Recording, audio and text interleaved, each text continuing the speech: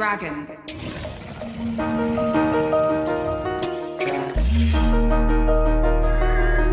You're a dragon. Listen.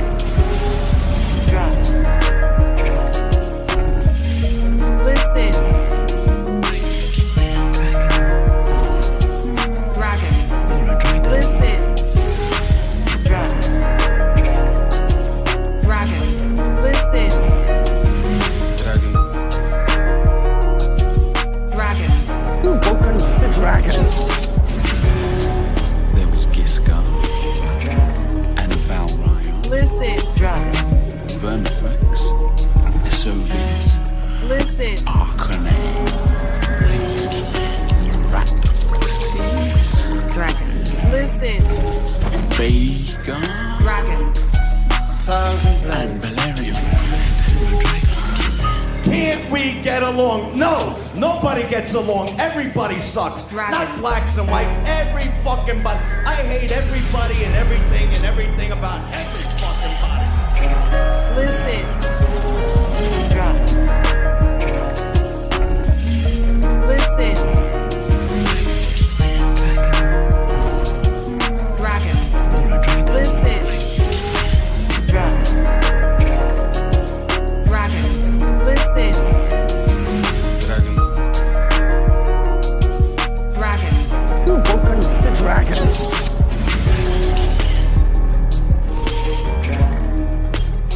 Listen. Dragon. Listen.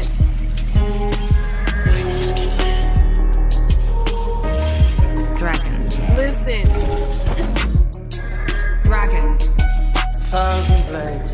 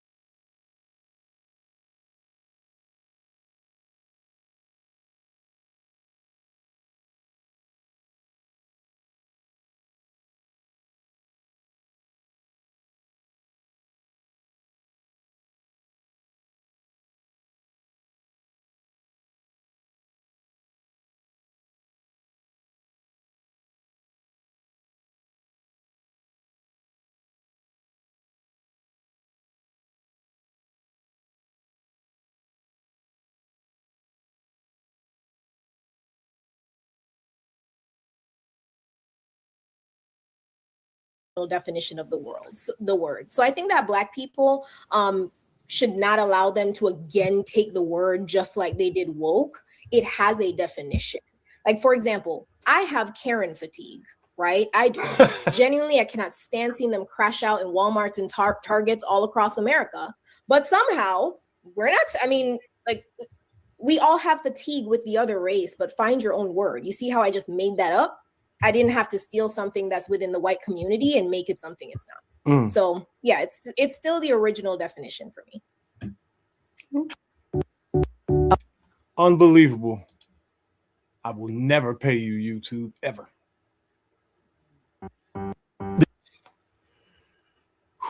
This is a distraction, but we're gonna have to deal with it. All right, go ahead, not Miss Pearl, but Pearl. Thanks for having me, guys. So when I think of Black fatigue, I think that people are kind of sick of Black people's behavior and excuses for the behavior. And I would say some of the behavior is, this is not all Black people, as I always have to say with these kind of conversations, but I would say these are some of the things that people are fatigued of. Black people committing more crime, a lack of basic decorum, a lack of good faith, at times a lack of work ethic, basic manners, sexual behavior in public, dressing overly provocative, taking advantage of white people's good nature, gaslighting, attitude. I could give stories where personally this has happened to me at work, in sports, in cities, and in friend groups. Somebody said microaggressions. I don't really know what that means, but I think that's kind of just an excuse for poor behavior. So that's what I would say it is. Okay. Go ahead, Ella. Black fatigue, what does it mean to you? Wow. So far, that was a lot she packed inside of 1 minute. I actually want to go back and listen to that over and over. I want to. Black people, as I always have to say with these kind of conversations, but I would say these are me, guys. So when I think of Black fatigue, I think that people are kind of sick of Black people's behavior and excuses for the behavior. Let's start with that. Black people's behavior. She's not going to give context and all that right here, but I am. So when it comes to behavior, I mean, everybody sees a bunch of nonsense. But, you know, damn, I hate saying this, but it's not everybody. It just so happens that the image of Black people that's given to the world, or has been for the last 40 years, is not really what the majority of the group is. And they weren't good examples. And I'm talking about sitcoms, movies, everything. And we've had no shortage of athletes and stars embarrass us along the way, a lot of which I think was fake. All right, so there is an issue with behavior, right?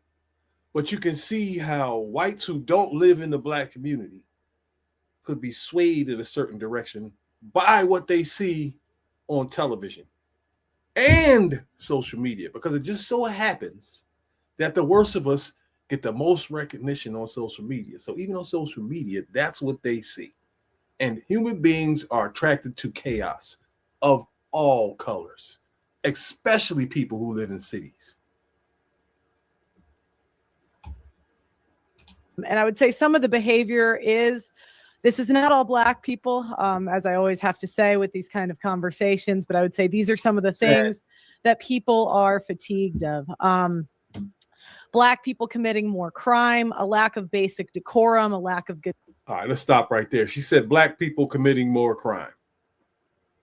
Look at the faces. So True is looking like, what the fuck?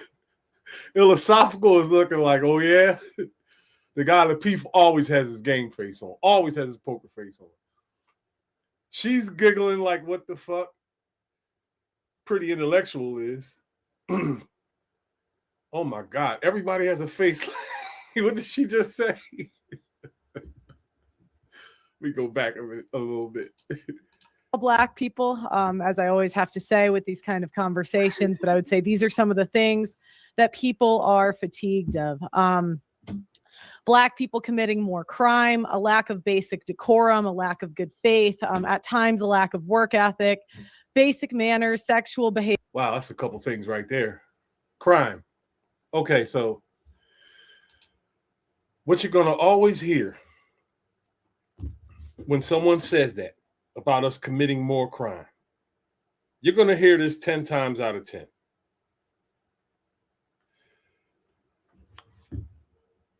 They're going to say that whites commit more crimes than Blacks.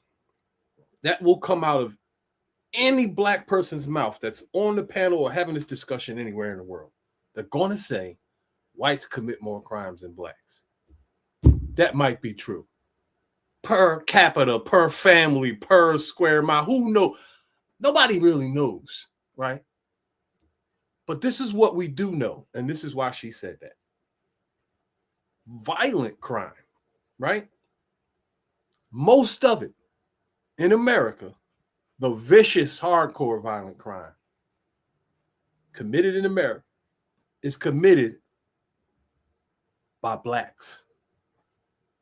That is a fact, and I don't care who doesn't like it. Too bad. Oh, man.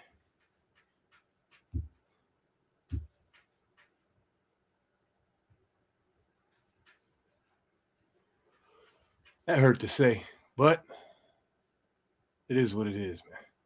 I said it. I've been part of it. So there's no denying it here. But that's what Pearl is talking about. That's what all white people are talking about when they say this. And the news does blow it over, but they have to cover what happens. You go out here and kill, murder, rob, and carjack, and burglarize people's homes and tie them up and all of this. The news is going to report it. And if it's us, it's us. It is what it is. Lack of decorum and work ethic. We've heard those stereotypes. I've seen it before, but, you know, the comeback is going to be not everybody, always. But it's a thing. Come on now. It's lazy people in every group. Let's keep going. Behavior in public, dressing overly provocative, taking advantage of white people's good nature, gaslighting, attitude. I could give stories where personally this has happened to me at work, in sports, in cities, and in friend groups. Somebody said microaggressions. I don't really know what that means, but I think that's kind of just an excuse for poor behavior. So that's what I would say it is. Okay. Go ahead, Ella. Black fatigue, what does it mean to you? The original definition. I think that what we're witnessing is the fatigue of just ignorant behavior that all races carry. You know what I'm saying? So I think to just coin it as black fatigue, like what do we call what white people do? There it is. Not even 1 minute into his answer. And it's already what about white people? Same thing with this gender war nonsense on everywhere you look. Every time somebody says, one person says something about the other group, men say something about women, the women say, what about the men? Women say something about the men say, what about the women? Stick to the issue at hand. Don't dance around it. If the show was white fatigue, then we would talk white fatigue. Don't try to flip it. Because if you do, let's say you do flip it and the whole panel jumps on board. And now all of a sudden we're talking about white fatigue. That's not in the title. Why do we do that? Why? What's the word for that? Would it just be called, hey, we're just tired of ignorance, we're just tired of, or is it white fatigue? Like, to me, black fatigue is what it originally means. But it's just funny to hear white people talk about the side effects of what their people have done to people and then talk. And there it is. 100% of the time. 100. Pearl caused this because she mentioned the crime. And that's what struck a nerve. The whole dumb hit dogs holler bullshit. I hate sayings, but you know. It struck a nerve because that's what the truth does. So what do? We blame it on slavery. And what is the same dumbass comeback for that you're going to hear over and over and over again? Oh, it was 500 years ago. Get over it. It becomes a circle, a dumb fucking circle. A circle does not break. It doesn't let anything in it, and it doesn't let anything out. That's how a circle works. Can't keep fucking doing this. Talk about, hey, I don't know what's wrong with them. Like, how do our people have been disrespected when we behaved at our best? when you look into history, when people get, you know what happened to us, all the violent atrocities, the redlining, those people wasn't sagging their pants. Those people wasn't rapping gangster lyrics. Those people were going to church. They was conservative. Their pants was buckled up. They was going to church and all that, and they was blowing them shits up.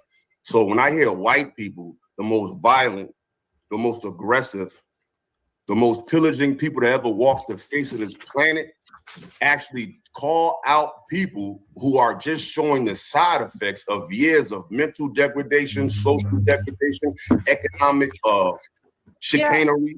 You talk. I know you're getting triggered. It's gonna be a long night. Get ready. No, I'm not triggered. I thought we could go back and forth. Nobody interrupted you. Get your seatbelt ready. It's gonna be a long night. Overreact. By the way, Pearl is triggered, but I would have been too. I'm tired of hearing all that shit, the atrocities and the this and the that over the years. Fuck that. All right. A lot of the bullshit that's happened in the last 100 years or so, there was a lot of nonsense that happened. White folks, you can't deny that. Y'all did a lot of bullshit. I think you were propagandized and was all part of a bigger plan from a bigger, not even about white people, about the elites, people in power that wanted to create a certain situation. I think white people were duped, honestly, because I don't believe the books and I don't believe history, but the panel does and the rest of the fucking world does. So if you believe books and you believe history, when you read the story about the transatlantic slave trade, don't stop there. Keep going back. If you're going to go back in history, keep going back. Don't start history where the white man starts his bullshit. Go all the way back. Go way back to the part where they're in caves, and then go back before that to when Africa by itself, with no white people on the earth, did everything. War, killing, lying, raping, pillaging.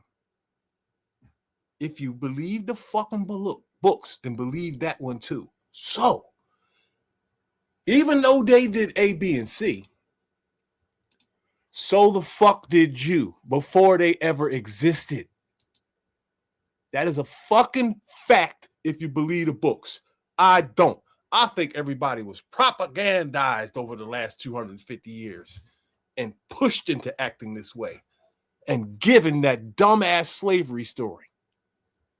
I don't believe any of it. But here we go. Yeah, no one look at you. This see, like you can't even help it. You can't even help it. We ain't even get started yet. See, you ain't never. You just get your popcorn ready, baby. But like I was saying, right?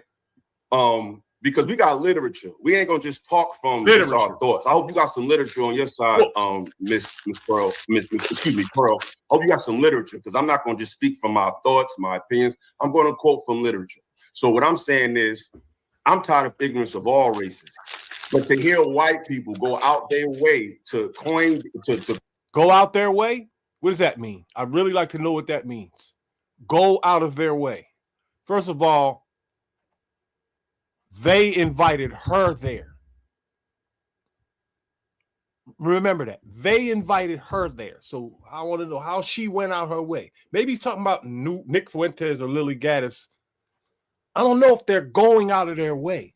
Because I looked at both of their content. They are a little, I can see how people could be angry at them. They're a little condescending in their delivery and all that. You can tell they're trying to strike nerves. But they're just not attacking niggas around the clock. Like they're going out of their way.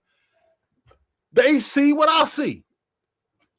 And they're talking about it. They're just a little condescending when they do it. Because, striking people's nerves will get eyes on you. And this game here, this YouTube game is about getting eyes on you, man.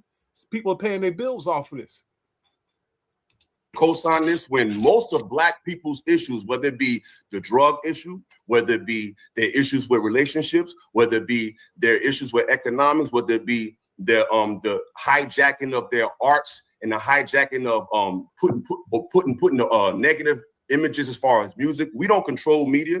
We don't control the major networks. So for anything black people to do that we do negatively to be broadcasted to the world has to be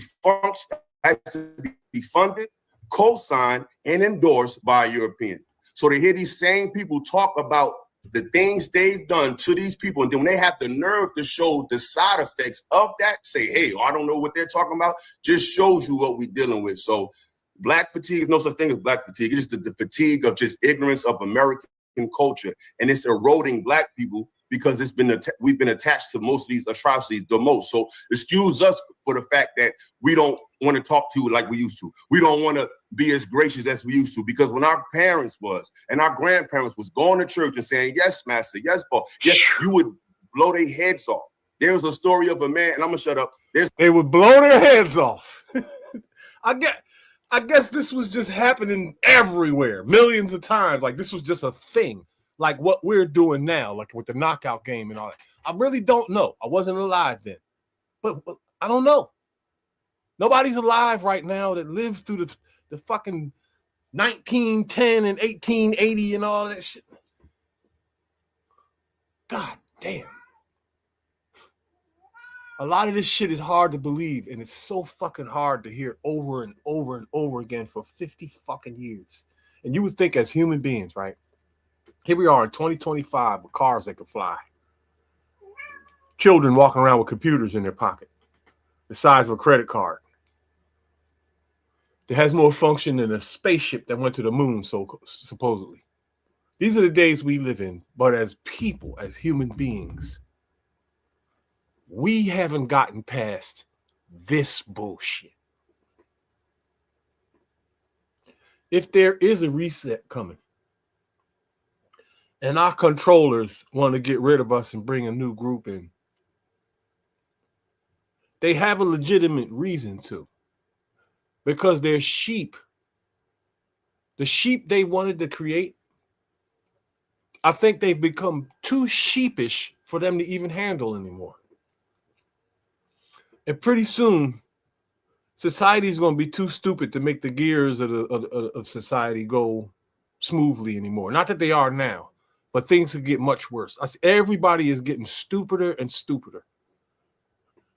That's funny as hell. I don't know, man.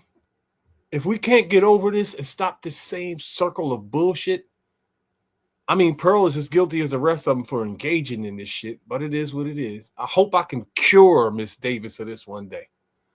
If she ever lets me jump on her black fatigue panel, I will give you real black fatigue.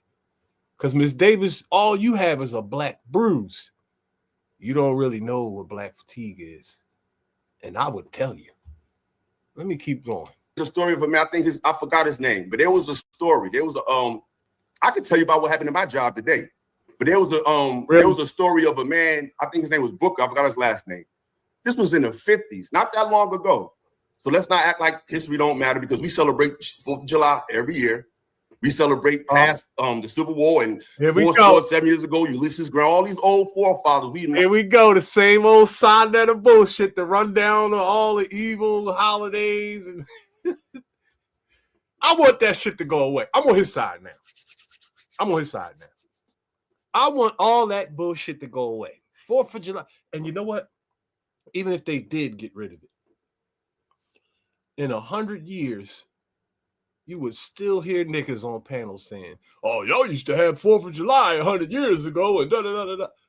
We'll never evolve. Maybe they need to get rid of us and bring a new group in. Acknowledge him every year. So the history means a whole lot to this country. He worked at a restaurant for white people. And he said, hey, I try to do my best. I be nice. They call me the N-word. They talk to me crazy. I'm just trying to take care of my family. I'm trying to take care of my kids. At nighttime, I got my own restaurant, and now I work it myself. So this man works for white people in the daytime in Mississippi, and at nighttime, he works at his own restaurant. So at that time, black people, we don't have, even now, but in the 50s, you think, who owns cameras? Who owns media networks? So we don't. So even the people who interviewed him was white. But guess what happened to that man? They killed him days later, just because he had the nerve to tell white people who asked him, well, how white people do it, just let him get killed by white people. So I don't want to hear no white. That is a horrible story. And if it's true, those racist crackers were evil demons and deserve to be burned alive. However, he said the 1950s, we're talking 80. Today is what matters. What happened yesterday, it might matter a little bit. Not so much to me. I mean, I think history is dangerous. I think it dictates how people are going to act, depending on which history they read. It should all go away and we should start from new because this disease will never go away. Ever. I'm not talking about the black fatigue disease either. I'm talking about this racism shit where we even have these discussions like this. The shit is painful every fucking time I hear it, man. Niggas and white people are not going anywhere. We're all trapped here. It might be time to shut the fuck up. Not entirely mad at this brother though, man, because look, propaganda is propaganda and it's going to make people upset. So he's going off what he thinks he knows. You can't be mad at him. But I am tired of hearing this shit. Black person talk about black fatigue. Now, if you want to talk about the degradation of America, you want to talk about the lack of literacy in youth, you want to talk about just drugs in general, just immoral culture of Western culture, I'm all for that. But don't blame it on black people because we're only doing what was done to us. All right, Pearl, you want to respond?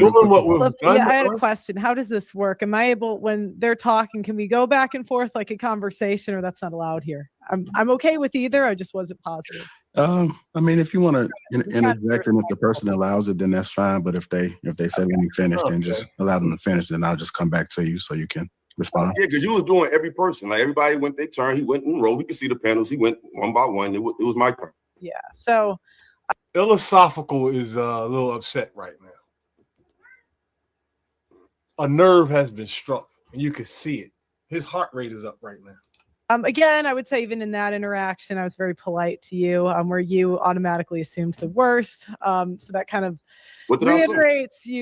reiterates what I was talking about. The next argument, and now that the rules been set, now he wants to jump in before she could even get to her context. His spark has been lit.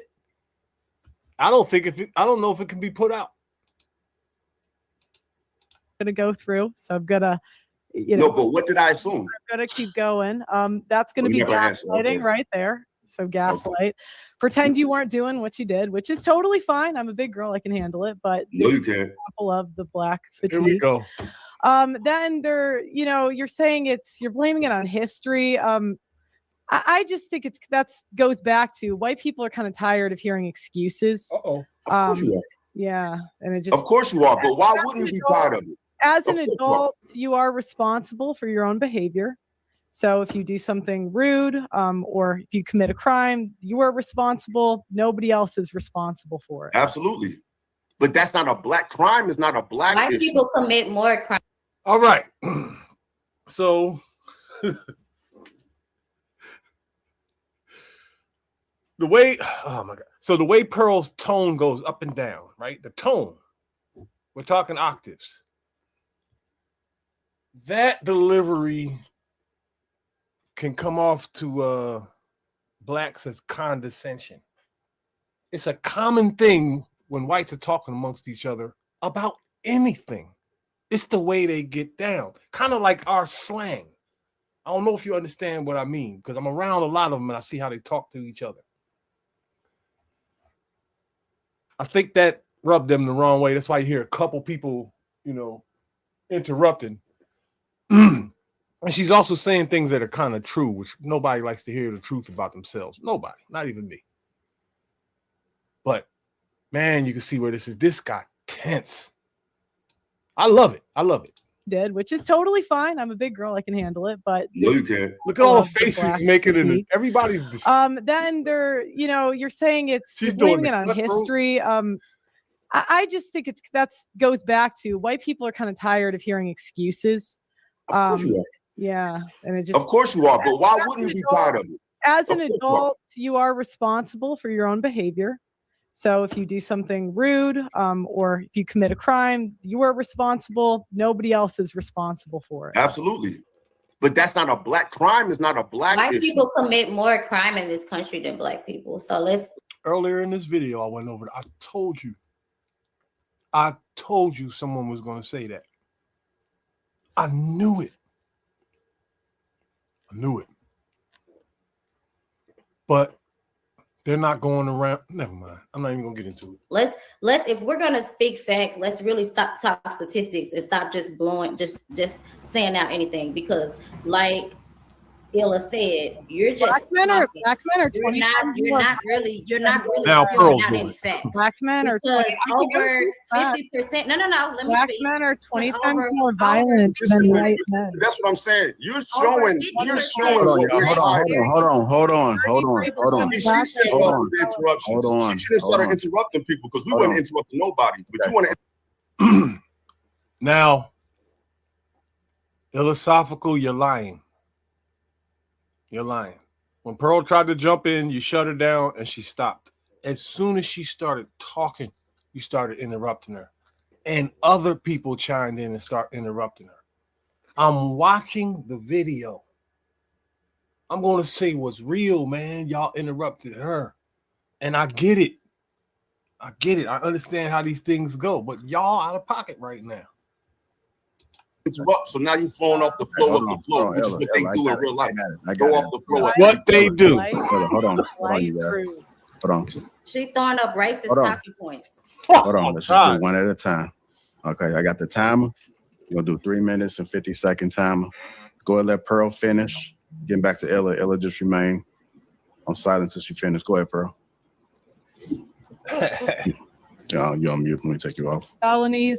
51% of arrests for murder in 2019 were black. Black women are 7% of the population, 39% of abortions. Felony conviction rate for black individuals is 61%. Black people are 13% of the population, but are incarcerated 38% of the time.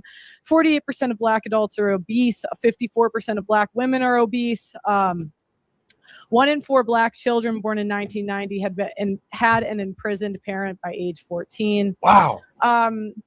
Yeah, so if you want facts, there are some facts. Go ahead.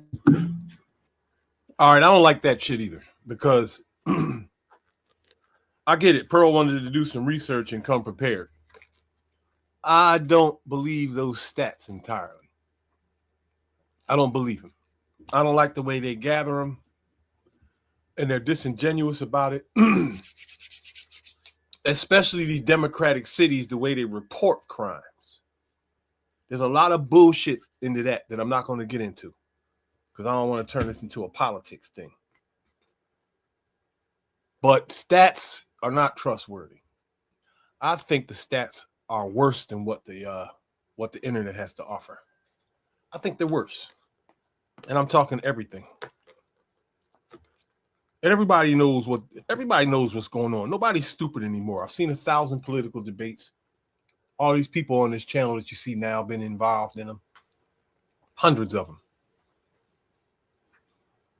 They all know better, man. They all know better. But can you trust them? No. Black people being 38% of the prison population. What does that stat mean to me? That stat doesn't mean shit, because I've been to prison. I've been in about 11, 12 different jails. And every jail I was in, most of the people were black there. Now, why do the numbers come out that way? Where we're 38% of the prison population, but when I go to prison, we're like 80 or maybe 60 if you want to separate Spanish and black, because we like to do that whenever it's comfortable, whenever it fits the narrative. We include them when we want to, right? So let's exclude them to be safe. I didn't see 38%. I saw a whole lot more. But the reason why that number probably comes up is because there are white towns all over America, and they greatly outnumber us. And they got prisons literally where there's white guys doing time and there's barely any black people at all because there's barely any black people in that area, period. And then you also have areas where there are some white areas where it's black people doing time in there because they're the ones that came in and did all the crimes. That is a real thing. So I think there are more white people in prison. But the state and federal penitentiaries near these major cities where most of us live, in those facilities, you're going to see us. And that is a fact. I hate that, but it's true. I don't think Pearl knows that. I would like to know, how do you quantify black men being more violent? I think that there's statistics, but how do you go and measure that? Like, without just the numbers, how do we go through our daily lives and observing just reality that black men, just by default, just by being black, are more violent than all other males walking around? How do we quantify that? I would say, number one, the data reflects it. And also my real lived experience. I would say that is what I have seen in real life. So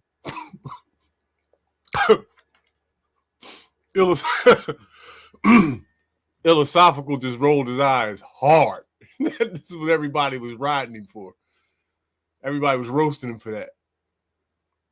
I mean, when you say certain things, man, you could see the emotions. Your face can't hide them sometimes. Other males walking around. How do we quantify that? I would say, number one, the data reflects it. And also my real lived experience. I would say that is what I have seen in real life. So I haven't seen a black man be violent in my years of experience. So what are we talking about? Now I'm mad. Now I'm angry. Aisha, oh man, you're so cute. You know you're lying. You know that. You know that's not. There's no. Let's say she grew up in a nice neighborhood and never saw a fight, went to a private school and, wasn't around any riffraff. There are people like that. Very few, but let's say she grew up that way. To say that you've never seen a black man be violent is a lie. Social media is 20-something years old now. You have seen thousands of black men be violent. Extremely violent. You're a liar. You said that in your tone, in the way you said it as if to say it literally never happened because you didn't see it. That's crazy for that to be a comeback against that point. That's nuts. That's emotional. Okay. It's 43 million black Americans that live here. So your statistics are flawed, like all of the rest of YT statistics. How are they flawed? Because statistically, black men are not more violent than white men. They're 20. That's just not a stated fact. They're 20. I don't even know who's more violent, white dudes or black dudes. Because white boys fight all the time. And there's more of them. Who knows? We're not living in white neighborhoods all over. Like, I don't live everywhere. I don't know what's going on where I don't live. Fights aren't reported on the news.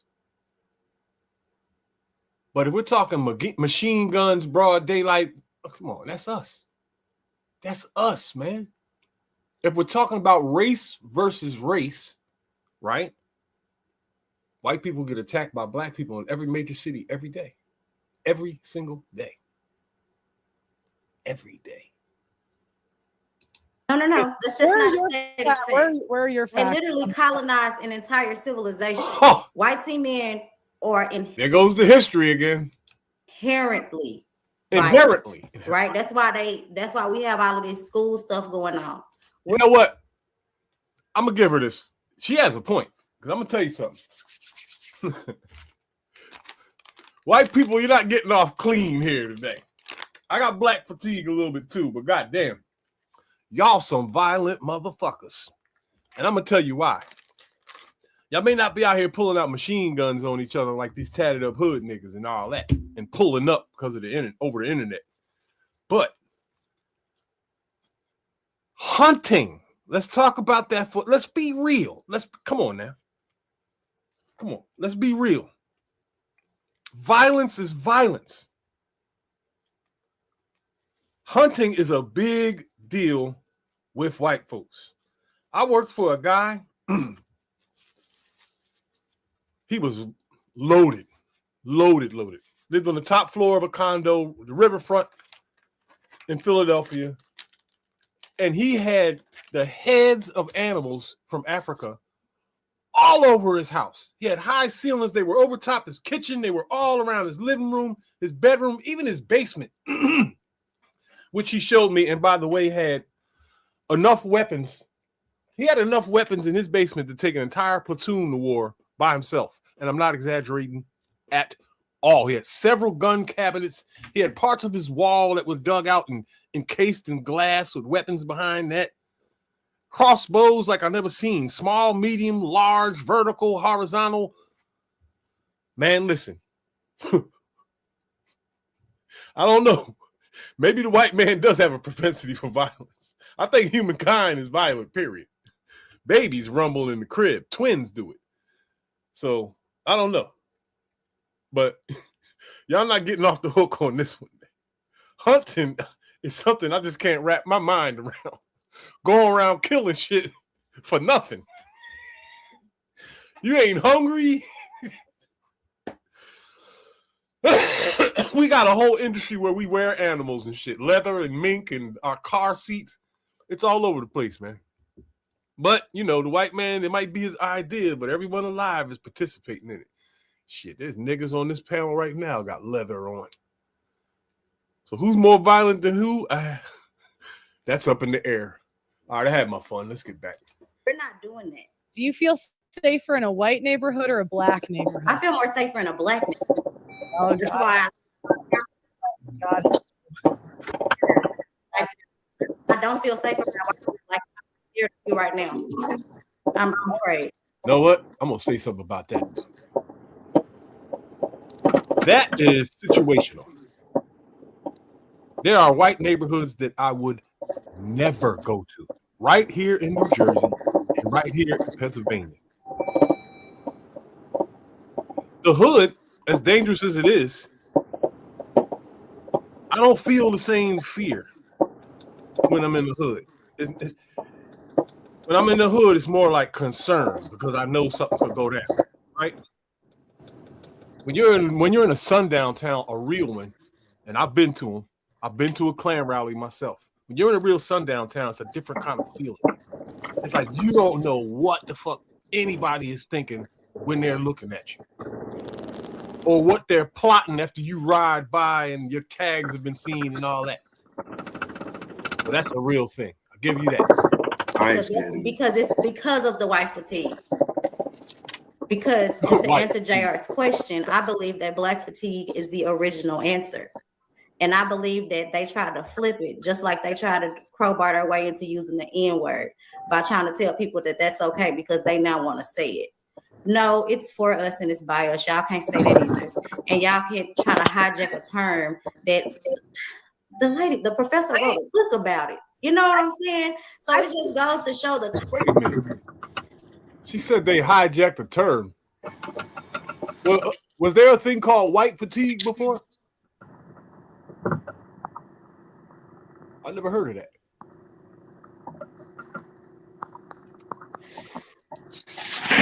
Let me look it up real quick.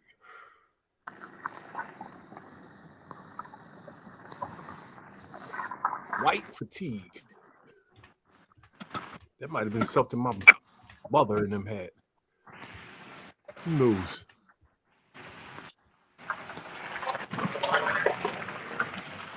Incredible. White fatigue is a real thing. So, shit. Let me share it. I did not know. How did I not know this? There it is. A definition. Unbelievable. White fatigue refers to the exhaustion and resistance that white individuals may experience when engaging in discussion and actions related to racism and social justice. So that's I see what she's saying. Now that makes sense. So what they're calling black fatigue right now was called white fatigue before. There's no dates. Let me read more. I don't see any dates or anything to say when this started, but whatever. Colonizer mindset that you guys have in your everybody, all white people don't have this colonizer mindset. This shit is given to them as they progress in life and learn. All this shit is picked up from bullshit conversations and television programs, and you're not even free as a child from this mess. You have no chance of growing up to become a half decent human being because bullshit is going to be poured into your brain from the day you're born. And I think there are white people like this, but I think they're propagandized. These feelings were given to them. Brain. It's literally disgusting, and it's sickening, right? It's like almost like a mental illness to me because there is no way. I agree, it is. Y'all just really came in and hijacked this term in an effort to humiliate or talk down on black people. When you pull up those statistics, do you know that black people patent over 50,000 inventions in this country? Do you know that we built institutions? We actually built this country from scratch. No, you so didn't. when you bringing up statistics, What institution did you let her finish talking? We know our history. We know who we are. We know our history, and we know we've been here, and we still here. Like 47% of Black Americans live in the middle class. So Yo, do you know some of these patents she's talking about? I do. Yeah, of course we do. It's thousands of them. But, Name some that I might not know. All right, but like the way that they worded that definition was like almost like in defense of white people. Like, you know, it's something that white people experience when discussing racial issues. Yeah. In all actuality, it's just the world is tired of what white people do to everybody else. That's white fatigue. Because in the same sense, they saying that black fatigue is the world being tired of what black people do to the world. So white fatigue is the original fatigue because they the first motherfuckers to go around robbing and stealing and killing and pillaging and, you know, all of that shit. You know, Nobody ever coined that phrase though, did they? I don't know, but because on this definition right here, it's saying like it's the same thing as black fatigue. Like it just started off as white. It's almost impossible for white people to have white fatigue. You know what I'm saying? Because you know, that ain't what it's saying. That ain't what it's saying. No, but I'm saying for us to have a concept of black fatigue, for like white people to say that they tired of black people, you ain't that tired of them. You know what I'm saying? Because you indulge in all of their culture, you make billions off of them in sports and entertainment. You know what I'm saying? Like, if you was really like you would be done with them. Like, you know what? I don't want y'all to be doing nothing. You know what I'm saying? I don't want to. Yo, I got a question about that anyway, though, because you said something about how they use us for sports to make millions and all that, right? So you can go. No, I'm not saying that they use us for sports, you know, which is a good analogy. But what I'm saying is that they can't be that tired of us, quote unquote, because they're making millions of dollars off of us. You know what I'm saying? Like, you know, in multiple areas. You know what I'm saying? So it's not even like it's just one area. It's multiple areas. Look, people like Sammy Davis Jr. and Muhammad Ali and even James Brown, a lot of people, it's a long laundry list of people who 50 years ago made statements, huge statements publicly on talk shows about how whites were using blacks in the entertainment industry and in sports. They literally have these interviews and you can find them on YouTube.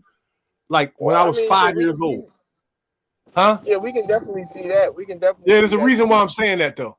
So even back then, right? Even though I heard all of that, right? I still played ball and trained hard as shit every day to get to the NBA and sign up for that. And a lot of niggas around me were doing the same thing. Now you fast forward 50 fucking years.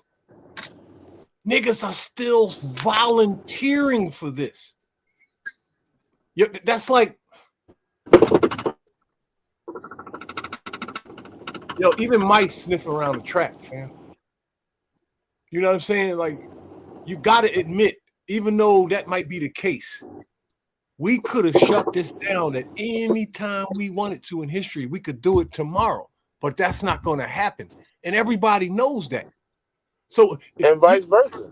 It's kind of dumb to complain about some shit and then sign up for it over and over and over. And I'm talking yesterday and tomorrow. Everybody's going to go out and buy white designers' clothes, right? And this shit is so fucking hypocritical. It's ridiculous. I mean, on both sides, because both sides. But it's time to shut the fuck up. That's what this show is about. They have black fatigue, but you're gonna go out and indulge in black culture. You're gonna listen to black music. You're gonna cheer for black athletes. So it's hypocrisy both ways. And one thing you can't forget is there's two sides to this argument right here. Some people say that, well, these niggas, LeBron James wouldn't be shit and Oprah wouldn't be shit if white people didn't watch them. Then there's the other side of that argument. That white people are funding their bullshit. But who knows what whose intention is when they're in line buying a fucking ticket or when they order cable and want to watch Oprah. You don't know that person's intention. And that's what everybody do. That's why they start some of these sentences. They this. They trying to do this. They think that. There's no way to know. Some shit is obvious. I mean, come on. But these motherfuckers go too far. They try to tell you what's in people's brains and shit. That shit is not okay, man. This conversation, we both know that we're not going to live to see this go away. Right? But goddamn it, I got a voice like the rest of these motherfuckers, and I hate this shit. I wouldn't give a fuck if they all died.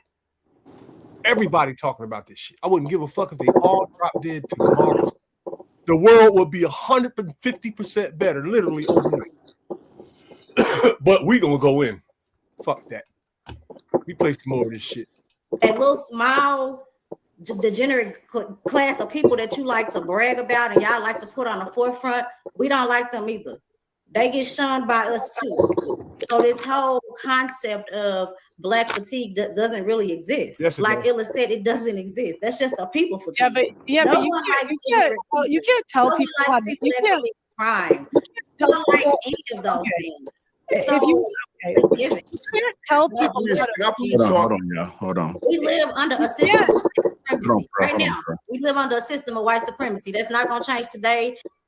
Yo, the homie down here in the left-hand corner with the blue sweater on, philosophical, he cool as hell, but he is super woke, dog. Sonetter woke.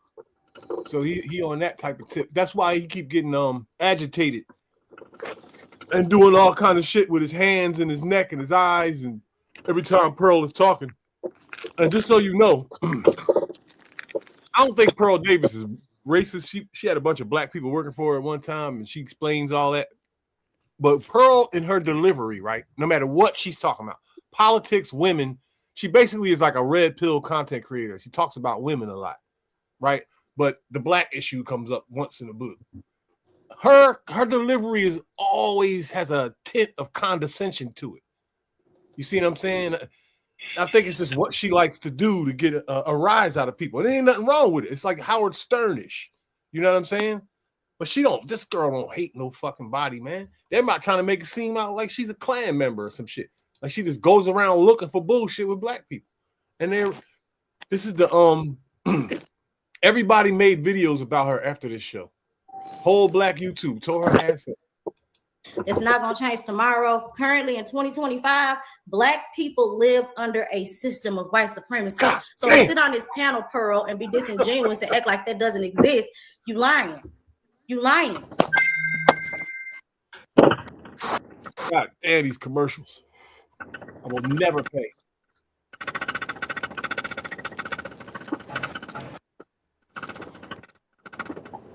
She called her a liar and shit, man. All right. Let me go to get these other folks in before we go ahead and start this debate. Amir, I'm coming to you next with the same question. What does black fatigue mean to you? I don't know what to say. I mean, I just want to be honest. Like, every single time that we have this type of conversation, I can't speak honestly. I can't, because every time I speak, yo, listen carefully to what this chick says, yo. A lot of white people feel like this, man. Just listen to what she said. every single time that we have this type of conversation, I can't speak honestly. I can't, because every time I speak, I get told to shut up. I'm not Black. I don't understand why they do the things that they do. If I speak on my observations, I'm seen as hateful. If I speak on pattern recognition, I'm seen as hateful or racist. I don't think that this is a proper panel for me to speak on those options, on those topics. I would love to, but every time that I want to bring out a problem or an issue, it turns into something that is not fruitful. Yo, she's scared to offend anybody, man. She wants to say something about the shit. And keep in mind, well, saying something, you have to realize that saying something is offensive. It's just like a family argument. If you had somebody's house and they, having a family discrepancy and you trying to weigh in, they're going to tell you to shut the fuck up. It don't matter what you have to say. That's the truth. Say nothing. But you know what? Here's the thing. Here's what bothers me. This show right here is titled Black Fatigue, and they invited them there. What did they do? Invite them there to just sit there and shut up and take a beating for a couple hours? They're going to say something. You invited them there. And this chick is scared because she's watching what they're doing to Pearl. Now, Pearl, I said earlier, Pearl thinks she has black fatigue. She doesn't. She has a black bruise. The only people in the world who have black fatigue are black people that are tired of niggas because we live around them every day. We have the real black fatigue. And that's what I'm going to go on her show and tell her about. I got some chronicles for her. She don't know what she she knows what she's talking about, but she don't have the real. And that's the way they were going at Pearl is the reason why Amira is scared to talk. Amra, whatever her name is. And that's fucked up. But welcome to the world. I didn't know what the topic was before I came on, JR. I'm sorry. Oh, you should have looked. Yeah, but you can speak on it. No, we did this last time. We made it last time. No, I mean, we did this last time. I mean, I can't. I mean, I don't even want to speak on it because I would like to know I would like to know what would you say is one of the problems that you observe, Amira? If you're saying there's a problem. True, you weren't here the last time, or maybe you were. We talked about it briefly, and all I did was speak about what we see, and then as soon as I spoke about things that I see, it was like, yo, what do you think about that? Because I'm not even kidding you. I've watched dozens of these debates about black versus white, and every white person always says that we only speaking on what we see. What do you think about that? What do you think? Well, I mean, that's a problem because you're not qualified to talk about a complex situation. You can only speak on what you see. That's it. So therefore, if you're really trying to get to the root cause of the problem, then you need to know what's going on behind the scenes. You know what I'm saying? Like those white people that do research and they come with research the same way that a brother or sister would. They are in a better position to speak than somebody who's just trying to weigh in on something that they see. You you don't have enough information to say anything. You know what I'm saying? Because when they say what they're going off what they see, right? What do they mean by what they see? Do you know what they're talking about? Because they don't like the ones that say a lot of the ones that say what they see. Well, yeah, and that's they don't live in a black neighborhood. So I'm assuming that they're saying what they see on the news. Now, right. If you live in a major, if you live in a major city, right, in America, if you live in a major metropolis, and you see on the news black people killing people every day, fucking white people up every day, that is not CGI. That's the that news. Is, they're going off what they. That's what they're talking about. So what? That's the contrived news, and that's what I'm saying. What does that mean? Contrived news. The fabricated, hand-picked news that they do to attack black people. Like, all right, like we got brothers and sisters doing great things every day, but they're not going to put that on the news. How much you want to bet? Our news does it every day. Hold on. Just like how we know that these motherfuckers, they will, when they going into a fire or something happened in the neighborhood, they're gonna find the most silly looking black person to go interview. That's a fact. That's a fucking fact.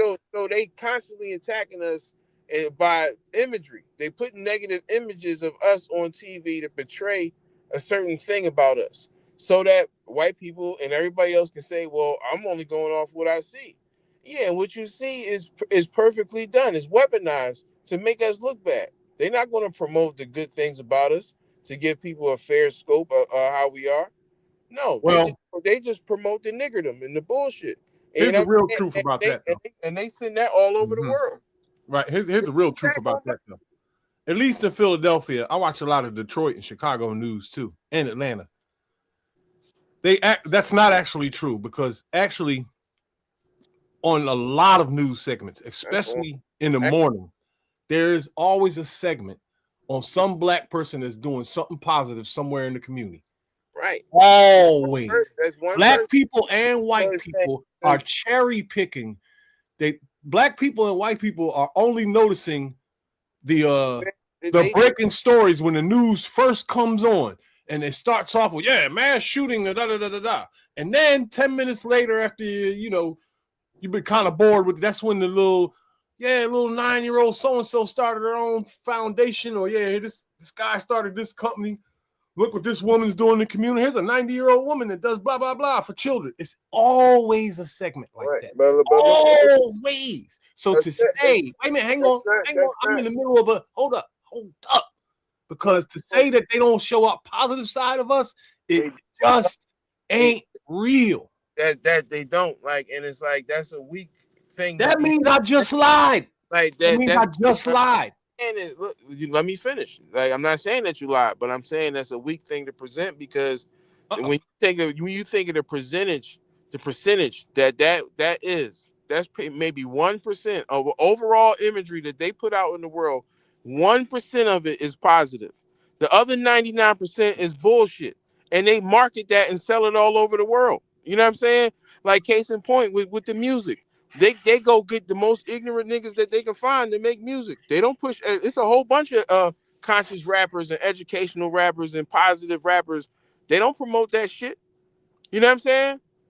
Everywhere you look is these motherfuckers is attacking us through imagery, and because people are not aware of it, they're not even qualified to speak on these things. That's the problem. We got too many people who want to open their mouth about things that are not even well studied and not qualified to even have a full scope of what's going on.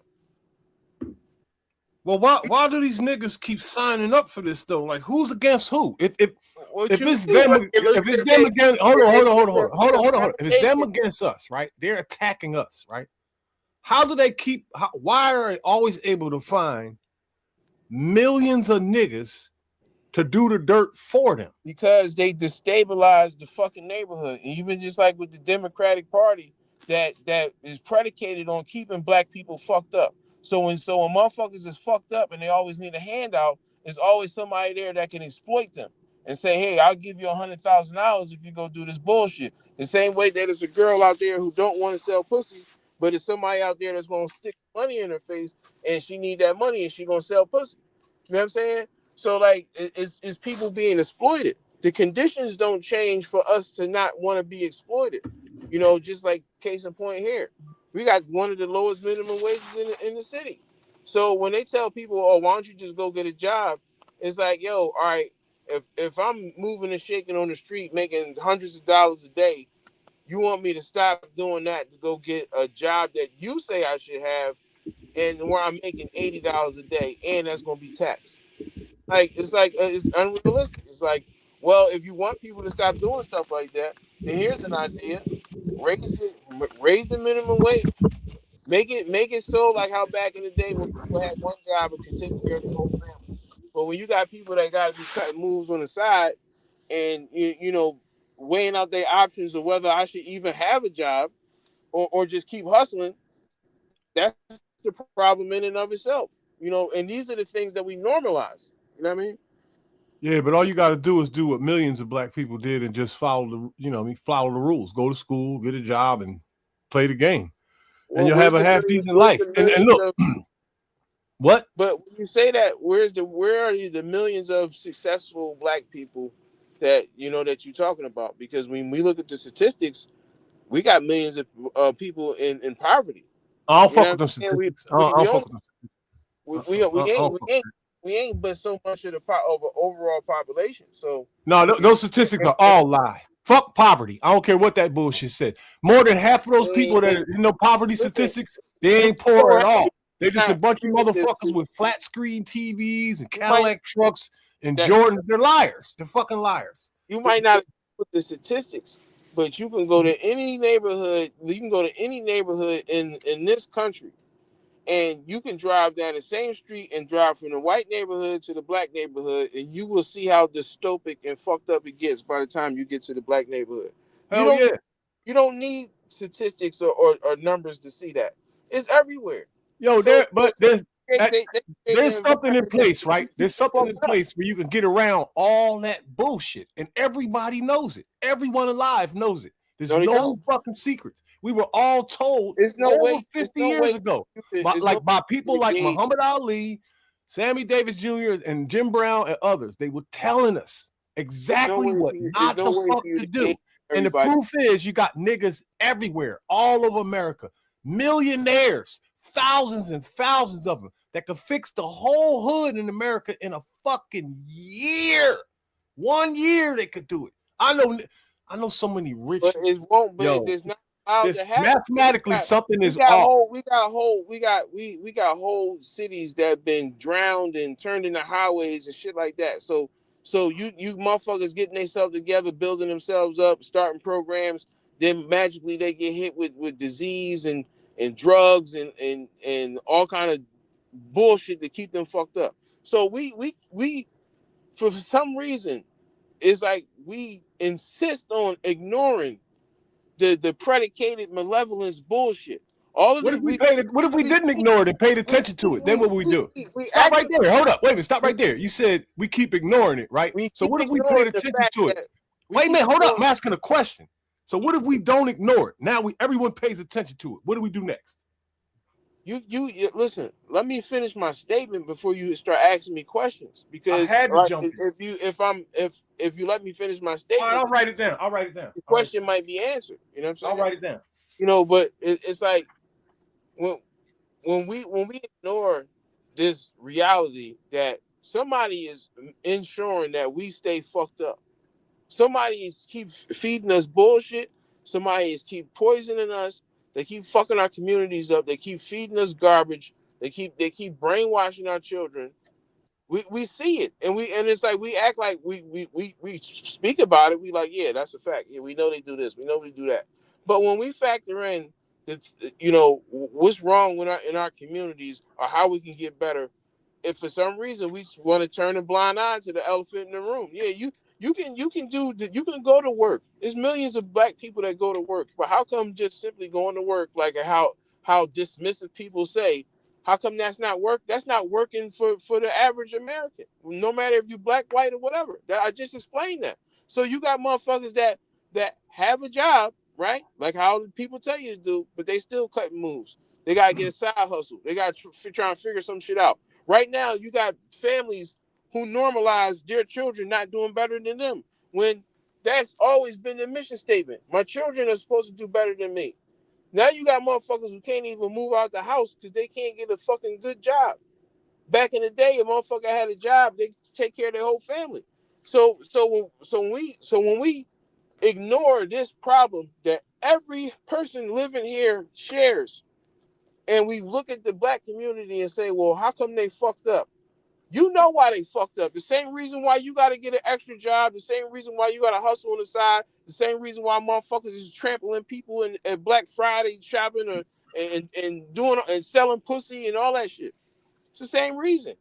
The wages ain't right. Watch this. Oh, I got you. Watch this. Because I fuck with maths. I fuck with math. And that's reality. You said the average American is suffering regardless, right? So we are the minor minority in America. We're the smallest group. The only people smaller than us is midgets and gay. Most of the people here are white. The average American is being hurt by this system. How in the fuck could it possibly be a black thing when there are 10 times as many whites suffering here?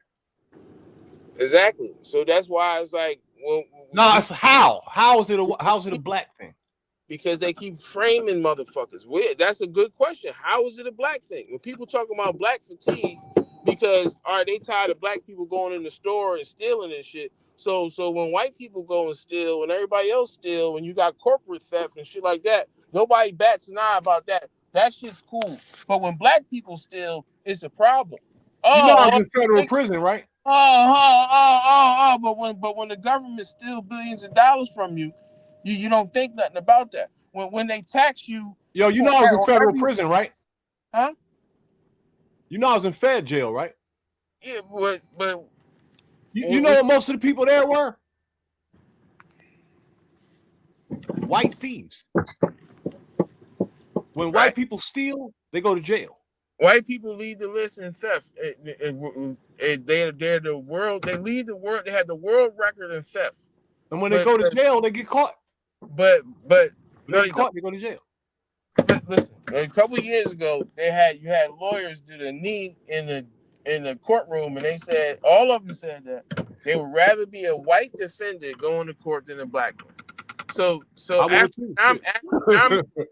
brothers getting sent to jail way more than white people. You know what I'm saying? That's not true. That's gonna always be a lie. Always, forever. Well, then I don't give a fuck. I don't give a fuck who says it. It's gonna always be a lie. Well, you operating off of bias. No, I'm operating off of being in the system my whole life. I know how it goes. If you got money, you're coming home. Period. Every day. It's money. If you got money, you coming home. The reason why niggas be in jail because they don't have money to defend themselves. They're lawyers. They work in the courtroom. So they work in the courtroom every day. So based upon what they see every day, they said they'd rather be a white defendant than a black defendant. You can't argue that. You don't go to court. I would too. I don't disagree with them at all. You don't disagree with them at all, fam. I would rather be a white defendant because I know how it goes. White boys gonna have better backing. He's gonna have money for a lawyer, and that's why those numbers are the way they are. There is no way to debunk that. It's mathematics every time. Law goes by numbers. Law goes by numbers. Exactly. And that's what I'm saying. You would have to monitor thousands of cases to even be able to be in a conversation with lawyers who's saying that they'd rather be a white defendant than a black defendant. Everybody would rather be a white defendant because you know your odds are better. All right. Why is that then? Because of money. The white motherfucker is way more likely to have money for a defense. I used white people to keep my freedom 3 times. Had a white judge, white prosecutor, white lawyer. Came home. Everybody knew I was guilty. Everybody. It's about money. It ain't about color. These lawyers don't give a fuck. Sure it is. Sure it is. Will never be. You know what I'm saying? that's what really what black fatigue truly is something for black people where they tired of being black. They tired of being fucked over in a system that is obviously against them. So it's against everybody though. We keep over. You said something earlier about ignoring shit, right? But look, I got it written down. You said we be ignoring shit. Listen. Against 10 times as many white people. Listen, you yelling. Like you have black fatigue that goes all the way back to pass for white. So you have brothers and sisters who would sleep with some white people or somebody who lighter skin, so they can have children that pass for white, or they give their children white people names, so they don't have to deal with the struggles and woes of an average black person. That's what black fatigue truly is. But we let just like the sister was saying, we let somebody lift it and flip it and bounce it and make it say, "Oh, I'm tired of black people." Well, all right, if you're tired of black people, then how you ain't tired of paying bills? You don't pay bills to black people. When the motherfucker said you can't come outside and mandated you to stay in the house, no black people was involved in that. You know what I'm saying? When you find out, oh, it's poison in your food, it's unnecessary ingredients that's giving you cancer and all that kind of shit. No black people was involved in that. So how you don't have government fatigue? How you don't have corrupt system fatigue, but you got black fatigue? See, what people really have is they have displacement. They're suffering from a developmental illness called displacement, and they practice displaced anger on low-hanging fruit. That's those other fatigues you talk about. Why did you say that those people don't have those? Why is that not a topic? Well, what if their channel is literally just about all of that? For you to say that, you did not even register nothing that I just said. No, that's not true. Because I just explained that. So it's like you asking me to say something. No. Explained it.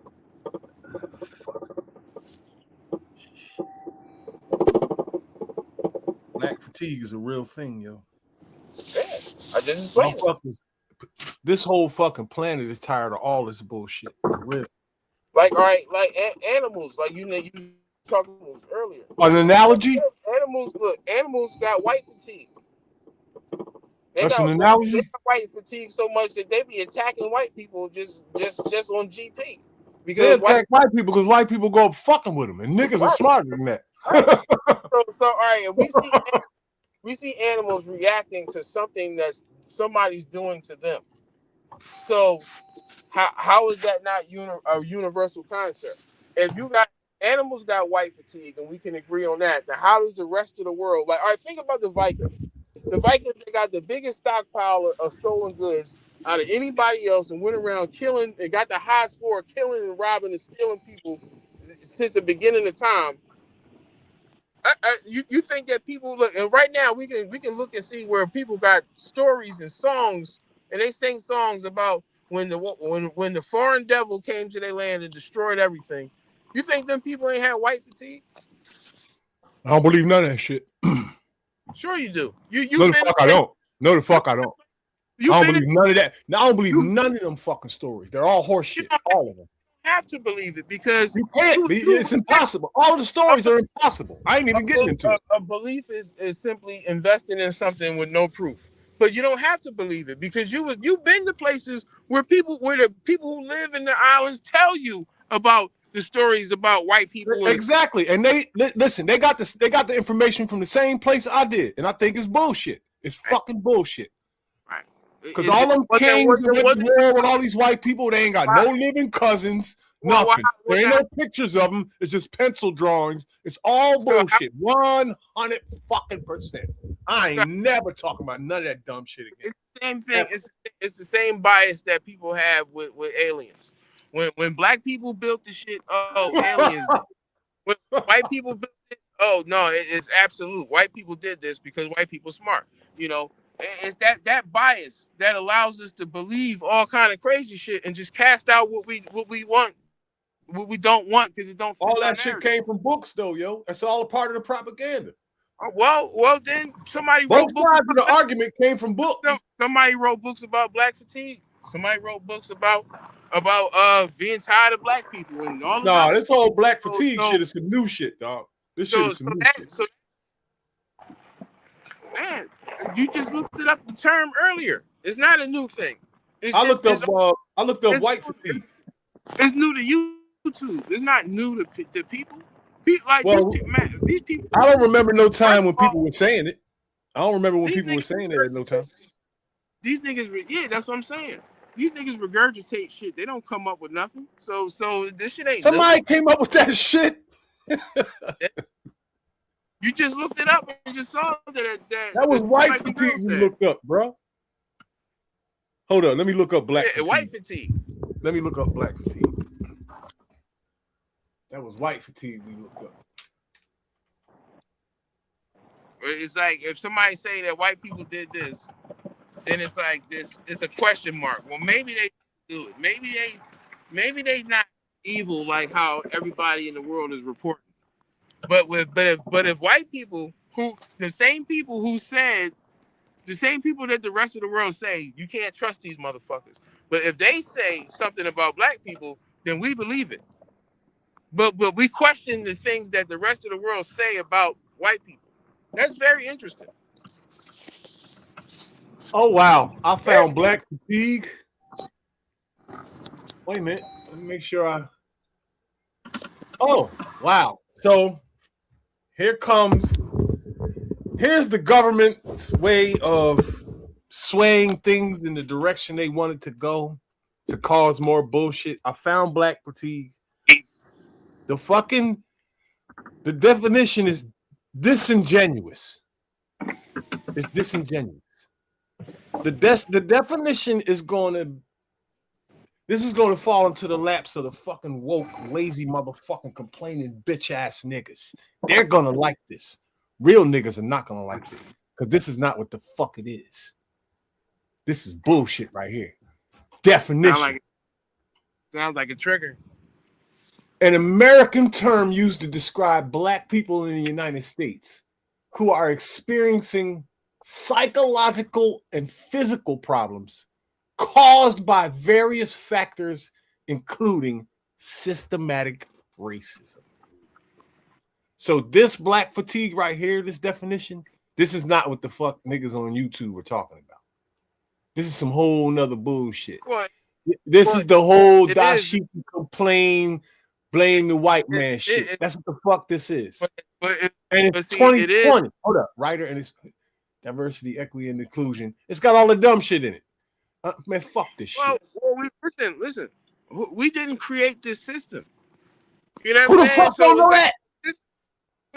So if the system is corrupt and it leans towards supporting other people, making sure that they straight, then how do we not see that the system itself is producing these problems? That's why the definition is absolute. It's saying that it's like this. Just like with Frankenstein, like I always tell people about Frankenstein. People think that right now, if you ask people right now, what do Frankenstein look like? They're gonna say Frankenstein is the motherfucker with the green with the big head and the bolts and coming out his neck. That's not Frankenstein. Frankenstein is the doctor who created the monster, and everybody is mad at the monster, but the monster is the creation of Frankenstein. This is the difference. There's a difference, though. But let me finish. Black people, as we know today, are creation from Dr. Frankenstein.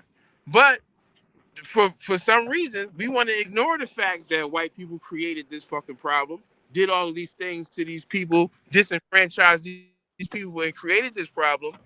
But then we want to make it have this fairy tale belief that black people created their own fucked up predicaments. You know what I'm saying?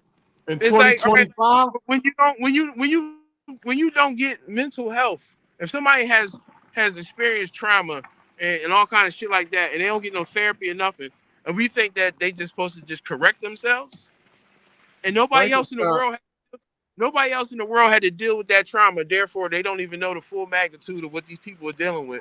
But you got something to say about it? You don't even know what they're going through.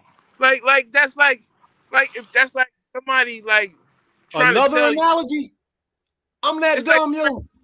It's like somebody trying to tell you about being you, and they ain't you. Nobody can't tell you about being you. Only you can. Hey, Frankenstein was fucking dead. Frankenstein was a creation. He was a dickhead that couldn't think. Frankenstein is not similar to black people, dog. Again. See how you said that Frankenstein is a dickhead? He couldn't. Frankenstein was mentally dead. You understand that, right? He's a creation. He's not. Exactly. But wait a minute. He was a creation. He was a creation that was under the master's control 100%. 100%. He had no mind of his own at all. Right. So he wasn't a dickhead. That's not us. I mean, you know what I mean by that. He couldn't think. Yeah, that is us. No, it ain't, man. You crazy as hell. That's crazy as shit.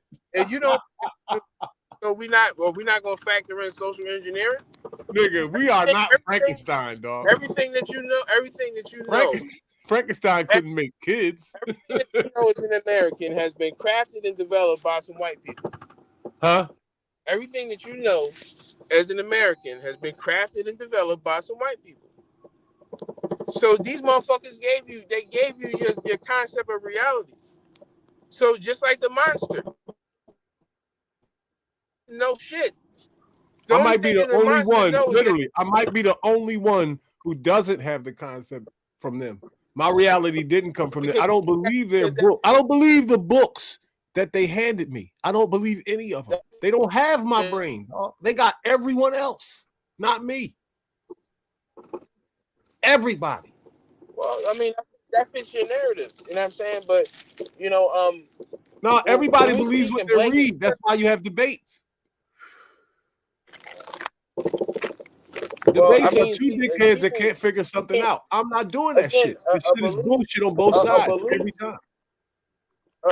A belief is something that you put your energy in that you don't have any. You can't.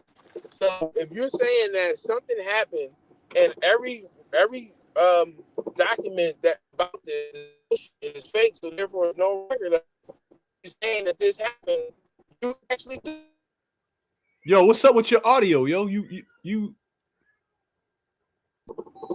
shit was froggy for a second. Oh, there, now it's clear. Yeah, but you know, a belief is something that you don't have evidence of. You know, so when and that's the whole point about doing the research, so that it's no longer a belief. Whether it's absolute or not. You know, there's no one in this world sharp enough to hand me a book. If there's no, but if nothing can be validated as evidence, then that would make everything a belief. Because if I believe this, if I'm saying that this is that about somebody, and I don't have any records to prove it, because I don't trust records, so it's just all word of mouth. That means that it's a belief now, because I don't have records. You know what I'm saying? I don't have beliefs at all. So if somebody researches something and they come back with their findings, they don't believe it. This is what they know to the best of their knowledge. You know? They're presented as fact, though. Everyone that comes to a debate, they go find something and then they present it as this is it. And it's all. Yeah, but I can't believe that everyone fell for this, man. It's horrible to think about. I can't believe, because knowing this, right, I'm going to feel like I'm alone. If you just say something without putting any effort to try to prove it, then that's a belief. If you ain't done no research, never no scientific equation or nothing, you just said it and that's it, then that's just a belief. A belief to me is directly associated to books. You give a motherfucker a book and they'll believe what's in it. There's all types of crazy books saying different shit all over the world. And if we ain't sophisticated enough to figure out if this was a program, then maybe we should be where we are. Everyone. I ain't even talking about black people, because I can't get through to motherfuckers so they can figure this shit out. They don't see it. It's just like somebody who's born on a certain day, right? Like somebody can say to you, you was born. You were supposed to be born 5 days before your birthday, but you was stubborn and you held on. You didn't want to come out. You know, you can believe that because your parents told you that. You don't have any proof of that, but that's just something that you've always had with you since you was a child. So therefore, you tell people that shit like it's true, when something completely different could have happened. There could have been birth complications. There could have been an intentional wait to say, I want to give birth to this child on this day. How can we prolong the pregnancy so that I can have this exact birth date? Somebody could have did that, but because you're a child and you had no way of doing any recognizance, you just got to go with what you've been told. You know what I'm saying? That's a belief. That's a belief. You know, but if you did some digging to actually see if that's what happened, you found that the doctor that gave birth to you, and they say, oh no, you had an umbilical cord wrapped around your neck, and we had to put you in emergency surgery. That's why. Oh, okay. Well, yeah, because my mom always told me that I was a special child, and you know, yeah, that's what you've been brought up on, and all of us have been brought up on something. Whether it was true or not, that's another discussion. But we've been brought up on something. You know what I'm saying? Horseshit. Horseshit given to us by books. Even your mother and your greatest grandmother. You can go back to 8, 9 grandmothers. They all were propagandized. And if you go back far enough, you're going to run into an orphanage. You speak English right now, and that's proof of it. Proof of what? That somebody put you on something. You was brought up on something. You was brought up on the English language. English language is sorcery. It's evil. Yeah, whatever. It is. So, all right. So, when you was brought up on sorcery and evilness. Then. I know how to recognize it, though. I got a gift. Maybe it's the O positive blood or the long Egyptian head. Who knows? I knew how to figure shit out when I was 5. The grown fucking adults couldn't get through this. Well, then it should You be. think I was going to tell my mom I knew she was putting $1 into my fuck? No, I wasn't going to tell her. I wanted her to keep doing this shit. So I pretended to believe in the tooth fairy. It should be easy to understand that if I give somebody the worst of everything, then they probably going to be coming in last place most of the time. You know, that should be understandable. You know, it's not a mystery. It's like, all right, well, that's why I said you can drive down the street, like just you can start a Germantown Pike, right? Because you know Pike, that means something. So when you on the Pike, you know it's nice and pristine. But go down to the avenue, going down the avenue, and as soon as you with like your voice getting low again. But your voice going in and out again. You're too far away. My shit about to be fucked up. I'm about to drive through bad service. Hold on. Go ahead. That joint sound like C-3PO. I can't believe Black Fatigue is really on the internet. But it's from 2020 and it's so fake. I'm gonna listen to some more of this show, man. It was like one of the answers was, well, that's because white people did this and you don't understand because they did this, and that's why Black people do this, and you can't speak on it because you're not Black, so you don't know. So I don't. The preemptive cloak of victimhood is giving me fatigue. Like I think that's very exhausting. I'm fatigued with that. I'm fatigued further with the attitude. You see, she's so polite. Attitude from the Black. Girl, I think she's not even giving you attitude, and Pretty can definitely give some attitude, and she ain't even giving it to you. But the fact that you're talking while they're talking, or the fact that you have an average, I could kill you easily with the stats and history, because this is the thing about that's annoying me about you, because we all know that Black people have a lot of issues. We're from the hood. I'm from Newark, New Jersey. I live. Be honest about it. Can I finish talking, please? This is you're expressing why we're upset, because the fact that you think that you're a white woman with 2 million subscribers coming to a Black channel, you think that we're supposed to bow to you as you think that you're the face of intelligence on this panel. Yo, what is this dude doing right now, man? Come on, man. But you're not. We're gonna let you talk, sweetheart. Just wait. So what I'm saying is, white folks, we all know black people have a lot of issues. It's given. I grew up in the inner city. I've seen the dangers of gangs. I've seen the drama of single parent households. It's not nothing to be proud of. It's terrible. But everything has a chronological order. And one thing about being an American, America loves and values and cherishes history. This country values history. They remind you all the time about the Civil War. They remind you all the time about the Gettysburg Address. They remind you all the time about how this country was founded and how the great forefathers of the past, all cultures venerate their history. So let's not pretend that history has no place on the current time. There's a difference between making excuses and saying how things came about. You build a house, you build your foundation, then you build the walls. You can talk for 1,000 years about how things happened. It will never, ever fix anything. Talking about it produces zilch. All it does is take ideas and pass it from one mind to another.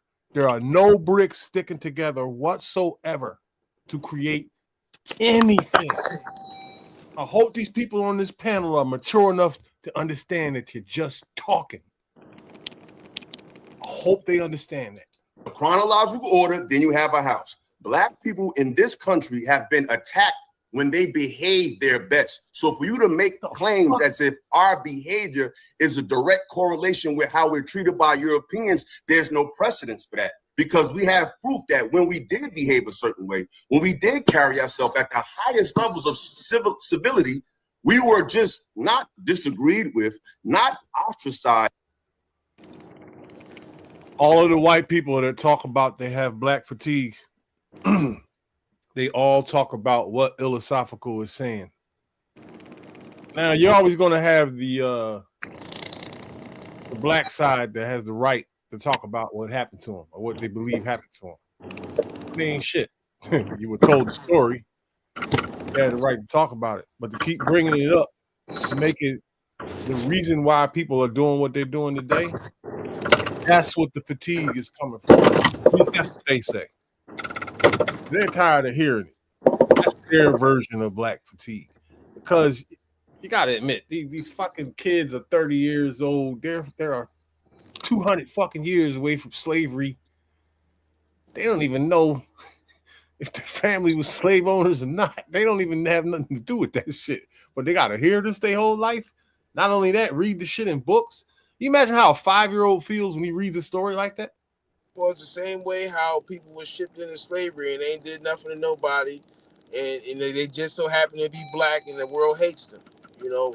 So it's like we same story. We have this like coddleness for white folks. Like it's like, oh, it's a shame that they're going through that, but we normalize our own trauma. Whereas how like, we do that? You was enslaved, you was fucked up, you had everything stolen from y'all. Get over it. But we sad for white folks because they gotta experience some backlash from what their predecessors did.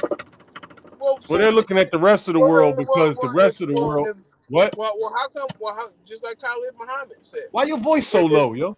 Hold on, let me turn my shit up. Just like Khalid Muhammad said, he said if it's an overwhelming population of good white folks, then why they haven't done anything to right the wrongs of the past? I don't fuck with Khalid Muhammad. All these good white folks is in bird's eye view of dystopic vibes in the black community all over the fucking world, but none of them ain't doing shit about it. But they complaining about it though. I really don't give a fuck about nothing he ever said, bro. Honestly, hold up, because I don't give a fuck about nothing that clown ever said, man. Hold up, man. Hold up. That's the supreme bitch ass nigga out of all these dashikis over the years. That includes Malcolm X, all of them. I don't care who you name. Khalid Muhammad is the pussiest one of them all. That nigga was talking all that big chest, tough guy shit and never lifted a fucking sword. He never built nothing, never did nothing. Gonna tell all these young motherfuckers what the fuck they should go do. That is a bitch ass nigga. You don't even know him. Fuck him. You ain't spent no time Fuck with him. You don't him. know what he's done. Fuck him. He was a liar. A fake ass nigga, You don't yo. even have the information. And that's why they hate him.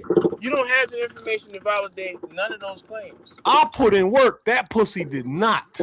Well, Fuck right, him. how We many had people eyes have- on him all the time. All right, If well, he let put me in ask some you work, this. we would have Well, let saw me it. ask you this. How He many would have people done have it you for organized? us. Our leaders didn't do shit. Our leaders picked up microphones and talked and complained. And that's why, watch this.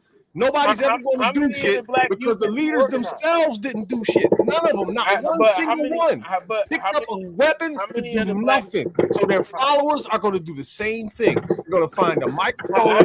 How many black children had you galvanized? Because he had the Million Youth March. He brought out thousands of kids for a positive cause. And it didn't do shit. What do you All it did have? was make them hate. But what have you done that could even equate to that? I didn't tell nobody to hate nobody. No, but I'm asking you a question. What have you done? I stood in front of loaded guns and saved niggas' lives. That's the fuck I did. Okay. I paid niggas But rent that- and they couldn't that afford equate- it for a does whole that equate fucking to that? year. A whole year. Rent, car note, everything. Somebody that wasn't related to me. I've done so. I got laundry lists. I could do a whole YouTube channel on the shit I did for niggas. Period. In jail and out. I taught niggas how to read in prison, and fuck Khalid Muhammad. He was a hate monger, just like Malcolm X and the rest of them. As soon as Malcolm X got off that hate shit, they killed him. If you saying fuck him and he's a bitch ass nigga, how are you not a hate monger right now? That's hate monger. I don't hate nobody. You're I don't literally follow hate none of mongering this right dumb now. shit that none of these dumb motherfuckers is saying. White people or dashikis. I don't hate nobody. There ain't no hate in me. I ain't no hate monger. Everyone else is. Everyone else. I mentioned something that the brother said, and you went on a whole tirade about him. That's because I fucking felt like it. But exactly, that's hate. He's a piece of shit. But what that had to do with his words, though? I didn't say he's the best man alive. His words were part of the problem. He taught the same. Huh? I said just like Khalid Muhammad said. As soon as I said his name, that triggered you to go on a whole rant about fuck him and he's a bitch ass nigga. That So what? sounds You like did that to hate. white people 100 times. That's what people do when they hate on somebody. Fuck him. He's a bitch ass nigga. He ain't never did nothing.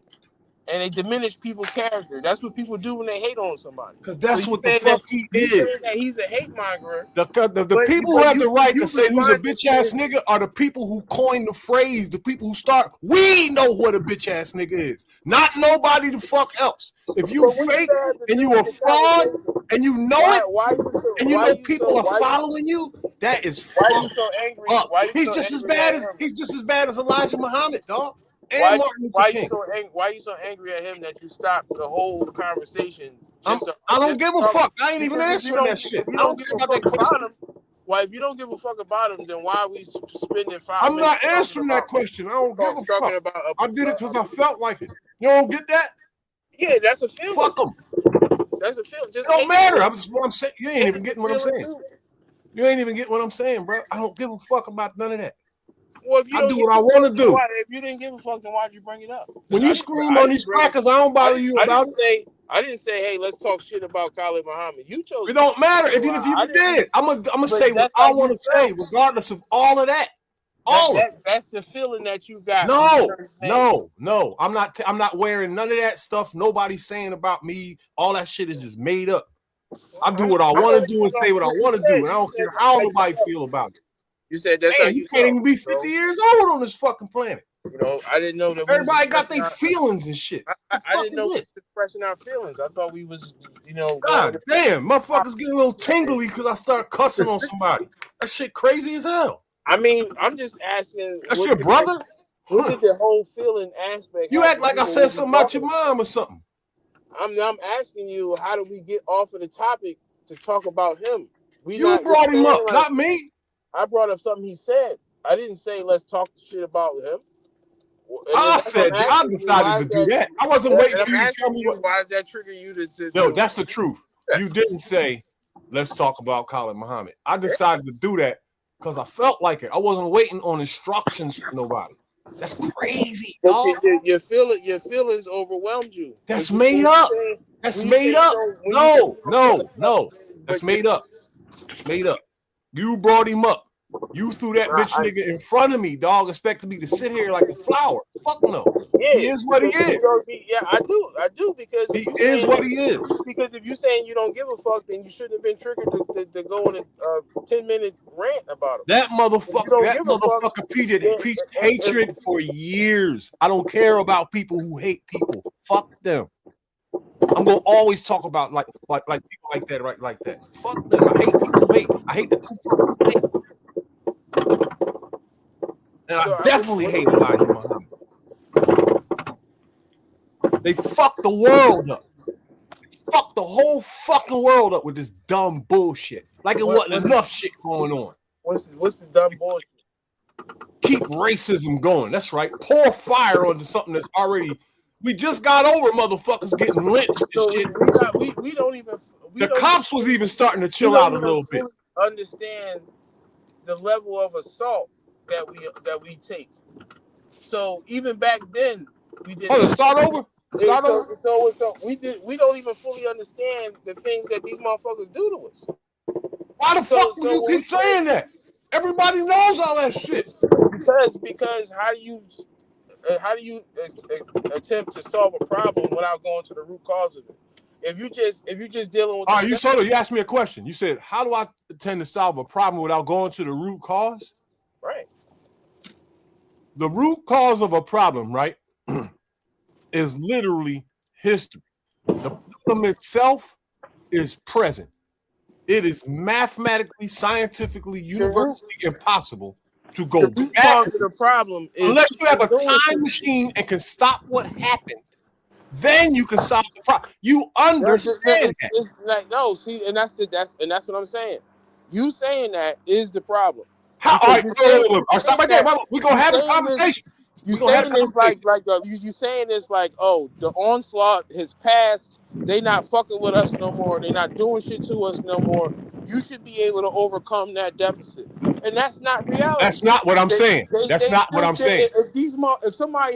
If you got, did you hear me just now? I just said that's not what I'm saying. Well, then you don't have anything else. The problem is we've been talking about the same shit for 50 years. So everybody already knows what's happening to us. We already know that. All you got to do is get up in the morning and fix it. Right? If somebody, I didn't hear nothing you said because you're yelling. No, you're talking over me when I'm trying to talk, and I can't hear you. No, when you decide that you want to talk, you just talk when whether somebody's talking. It's your turn, bro. You know, that's the thing, is that you just decide you want to talk. It don't matter if somebody else is talking. Go ahead. It don't matter. Listen, we can't talk and listen at the same time. You know I'm trying to tell you. I was talking and I couldn't hear nothing you were saying because you started talking over me. That's how we get lost in the conversation. Because the thing is that when you have people, it's just like if you get knocked out, right? Do me a favor, right? Hold on, watch this. Because you're going to give me a long analogy. Go straight to the punchline because I'm not retarded. I promise you, I'll get the point. But you see how you dictate the conversation? You did that to me like 10 times already. But while I'm talking, you decide. I just literally just said that. You decide to start talking when somebody's talking. Yeah.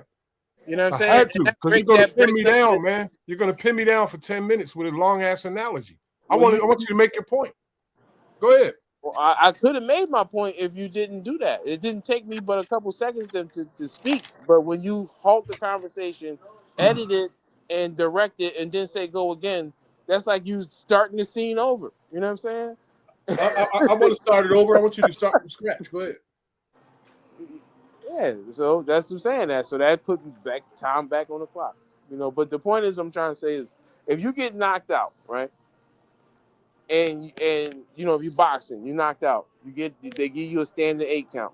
You know, if during that standing 8 count, or you're attempting to get up, a motherfucker keep punching you in the head and pushing you down, how's somebody gonna say that you didn't get up and fight back? You just got your computers reset, and you need that couple seconds to get your bearings back.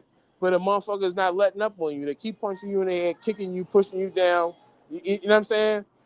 How can anybody say that, man, this nigga, man, he ain't get up and fight back. You know, and that's really what we dealing with. We dealing with a society that's punching people in the head consistently on a daily basis, and we looking at them and saying, well, how come they won't just get up and you know what I'm saying, and fight back? Not even fight back, but just get up and act like you didn't just get knocked out and your computer reset and somebody keep punching you in the head. It's not realistic. You know what I'm saying? So it's like we got unrealistic expectations for people who are victims, like literally victims. You know, it's like if you go to a special needs class, right?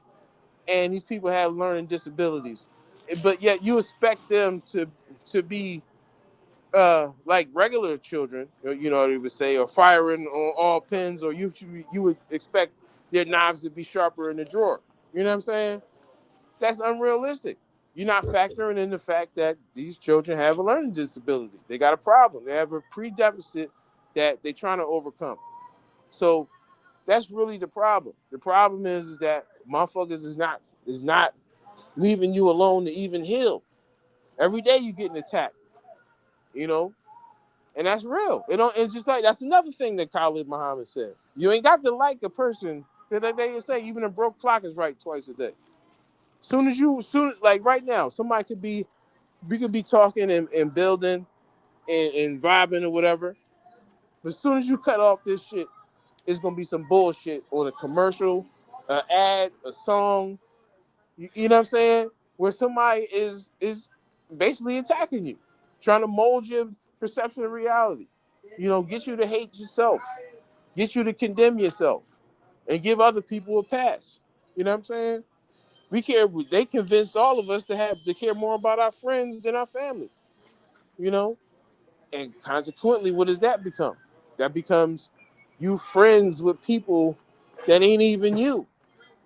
And your family, who is you put them on the back burner. And is that not what's happening? Dissension, delineation, you know, disorganized people. But we giving the people who did the shit to us a pass. So much so that we marrying them. Can you explain that to me, yo? We give them a pass. Can you explain that? We give the people who did this shit to us a pass. How? Who benefit from the shit that was done to us a pass. It's like, I want to talk about that though. How do we give them a pass? We give them a pass when we teach them our culture, when we marry them, when we have children with them. You know, when we step over each other to get to these people, like, you know, all right, like if I got a white friend that live in an affluent neighborhood, and I got to drive to his neighborhood, his or her neighborhood. Think of all of the people, all of the brothers and sisters that I'm passing and skipping over, hop, skipping, and jumping over to get to this person who don't even care about my issues as a community. How do you know that? And why should they? Because of their behavior. Because if they say, hey, yeah, they just want to hang out with me, and they saying little shit like, oh yeah, you're not like the rest of them. You're one of the good ones and shit like that. You know, that's bullshit. No one's ever said that to me, yo. I've never even heard that. Well, it's a lot of whole brothers, life. It's a lot of brothers who have had said that said to them, brothers and sisters, that they've heard that. Yo, you know what? I'm honestly, I swear to God, yo. And even if I know niggas, and I know, yo, people be fucking lying, man. You don't understand what black fatigue is, man. There are some universal lies that like the whole group will tell. And they'll stand on that, even if it's 300 of them in a room. That shit don't feel right to me. It's like church sometimes. Well, I mean, that's a vague. That's fucked up. Very vague thing that you broadcast. You know? I've been everywhere in the world. No, I'm wilding now. I've been in a lot of places. For long, I'm old as fuck, and no one person has ever said that to me. I never even heard him say it to anybody else. But that's what I'm saying. Just because it hasn't been said to you, and you haven't. I don't trust people, man. I know how people are. It doesn't mean it hasn't been said. That's the thing. I don't think it's been said the way niggas are saying it. If you ask a room full of niggas, like if you ask this panel right here, they probably all, well, yeah, I heard that. Like, man, that's a probability. Doesn't mean it's I hate this it's shit. A probability. And all of this happens because of that fucking story. That dumb motherfucking story. It happens because it happens because it happens. It happens because of that story. If that story was not told to anybody, nobody would be doing none of this shit. none of this shit would be happening. None of it. There wouldn't be no black fatigue, wouldn't be no racism, nothing. There would be a better world. It's fucked up because of that. You know, it's dumb like, story. it's like we can try to normalize displacement, but it's displacement. You could call it black fatigue, but I'm going to call it displacement because, you know, like I said, none of us don't pay no bills to no black people. We don't get mandated to stay in the house. All of the bullshit that you deal with on a regular basis, gas going up, none of that shit is done by the hands of black people. So if anybody who open up their mouth and say they got black fatigue or they tired of black people, you suffer from displacement, and that is some pussy ass shit. That's some bitch ass nigga shit because the niggas who slapping you in the head and giving you a wedgie and a noogie and kicking you in the ass, you ain't doing nothing to them, but you mad at somebody else, and you got something to say about somebody else who ain't even laid a finger on you. That's real life pussy shit.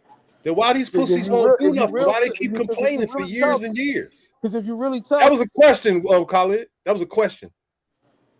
I hear you. Why do these pussies? You was talking while I was talking, so I didn't hear what you were saying. I want to jump in sooner or later. That analogy was, you know what I mean? It was taking over the whole shit. So I didn't hear what you said. Say it again. I want to know why these pussies don't do nothing about it and why they keep talking for decades and decades. What pussies?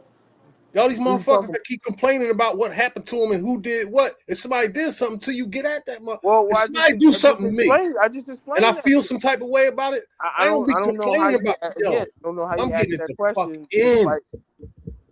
I just explained it because they suffer from displacement. You going after the low hanging fruit. You're now, not who's the one suffering? Wait, I'm confused. Hang on. Who's suffering? You're not going after the root cause of your problems. You're going after the low hanging fruit. Who's suffering from displacement? Raise your hand if you pay bills to black people, or if black people can tell you whether you can go to a different country or not.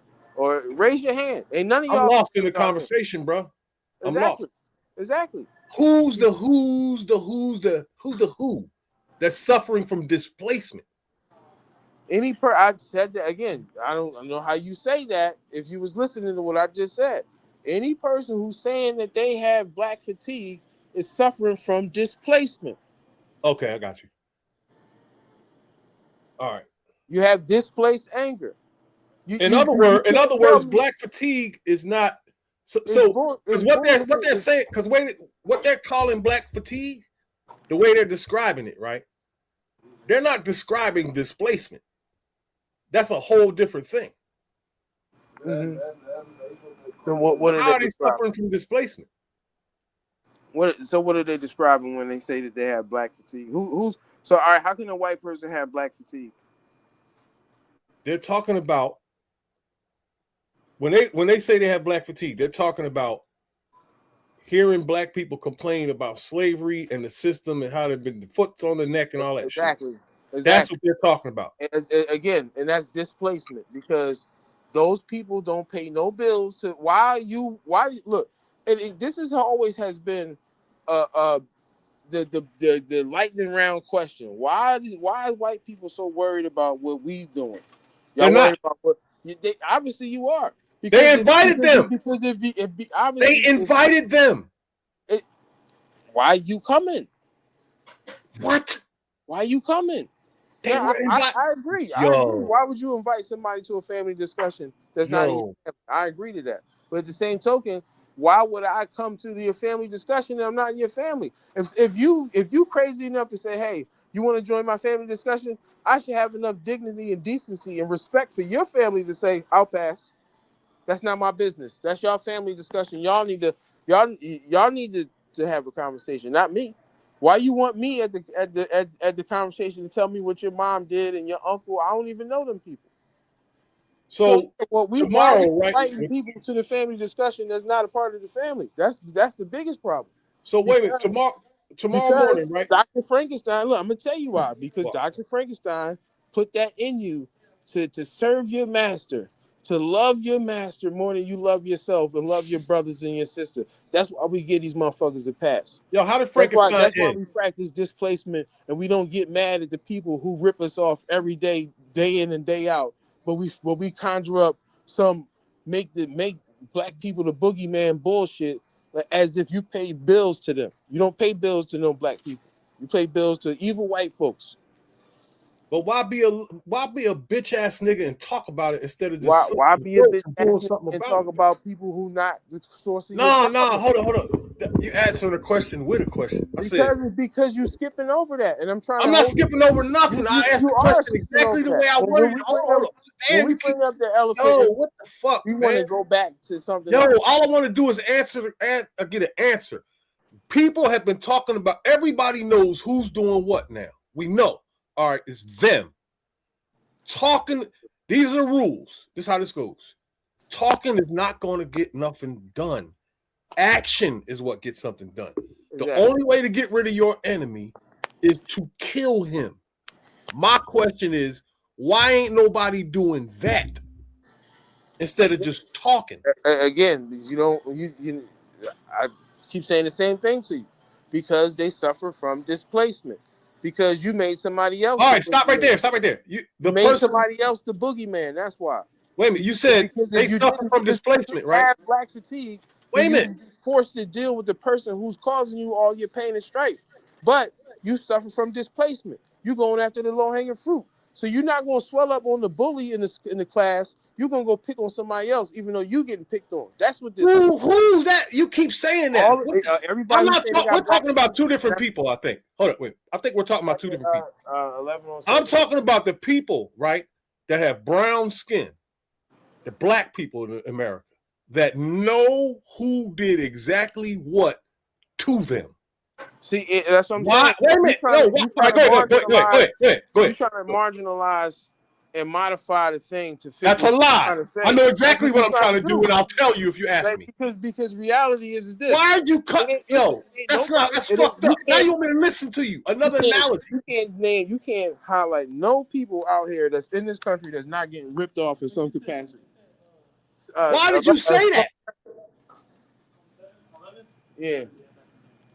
What does that have to do with anything? Everybody getting ripped off. That's not an answer. You see what I'm saying? Look, we look at. I'm answering your question. Everybody getting ripped off, but we look for black people to get to catch wreck. You know, all right, white people getting ripped off too, but nobody's saying, well, how come white people don't swell up? Whoa, wait a minute. White people get ripped off too? Kill these people and kill that people. You know what I'm saying? You're missing the philosophy. You're missing the philosophy, right? Because we like to put each other on the hot seat. We like to drag each other. We've been trained to do that. What does that have to do with my question, though? Niggas is this and niggas is that, and everybody's a punk and a coward.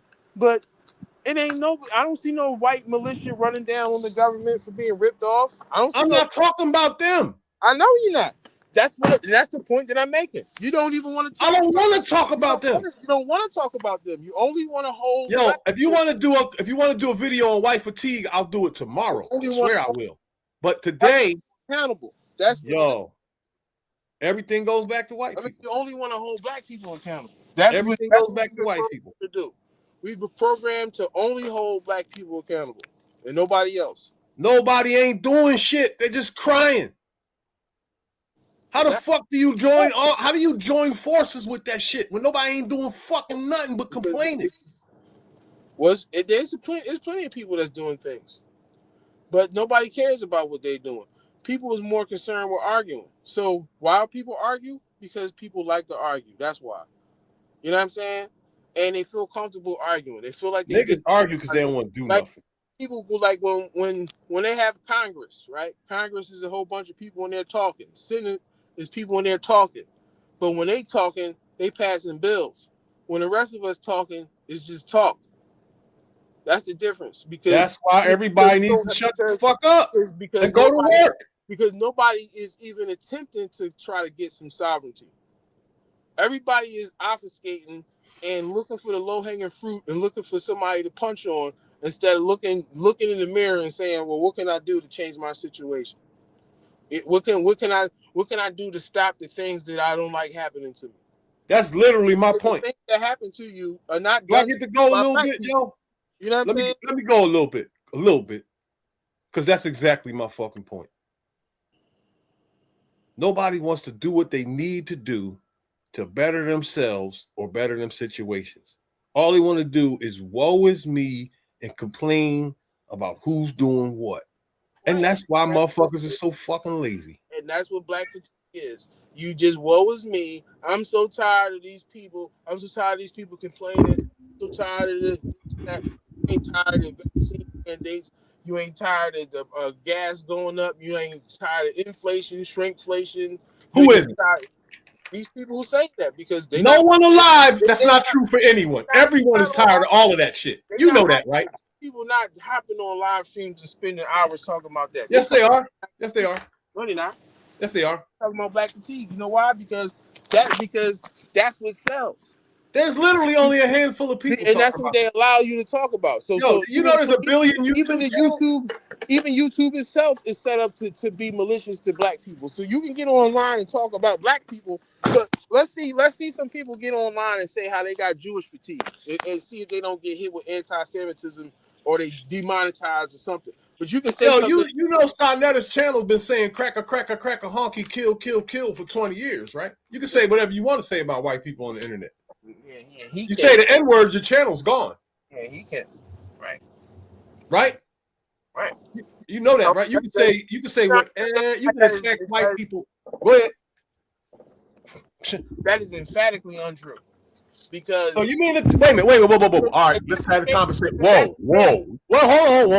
You said it's not true. Yeah. That means I just made that up. And that means you can say nigga. No, that doesn't so mean what's untrue about it? This means that you have inaccurate information, because if that was true, then your page would be gone, your channel would be gone right now because you said it 3 times. Oh, I see what you're doing. So let me rephrase. I want to say one fucking sentence. That's it. All I want to do is say one fucking sentence.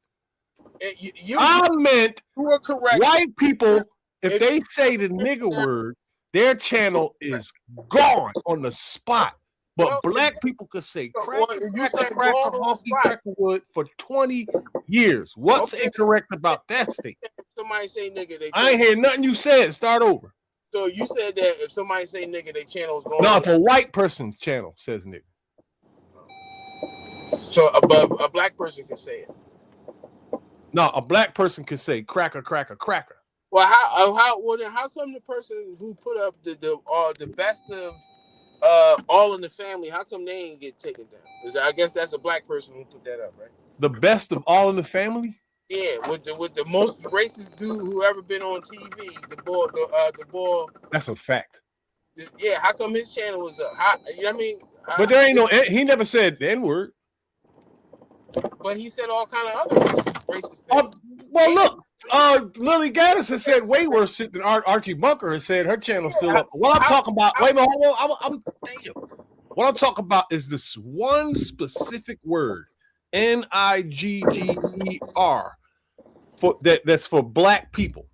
That word, if a white person says that word on their channel is gone. A black channel can say any derogatory term about any race in the world forever, and they won't even get a strike. That is a fact. That's not true. How can it not? Make it not true. Well, because if what you said was true, then your channel will be taken down immediately. I'm not white. I can say nigga all I want. Okay. So only white people is banned from saying that. But it is a literal fact that white people on YouTube, there's 2 people, Lily Gaddis channels gone. I can go on YouTube and look up Andrew Dice Clay and the other dude that we just named from All in the Family. Dice Clay don't use the N-word. And I can look up these people and people that's worse than them that's saying all kind of crazy stuff. But what about I'm talking about the N-word. But okay, and that's what I'm saying.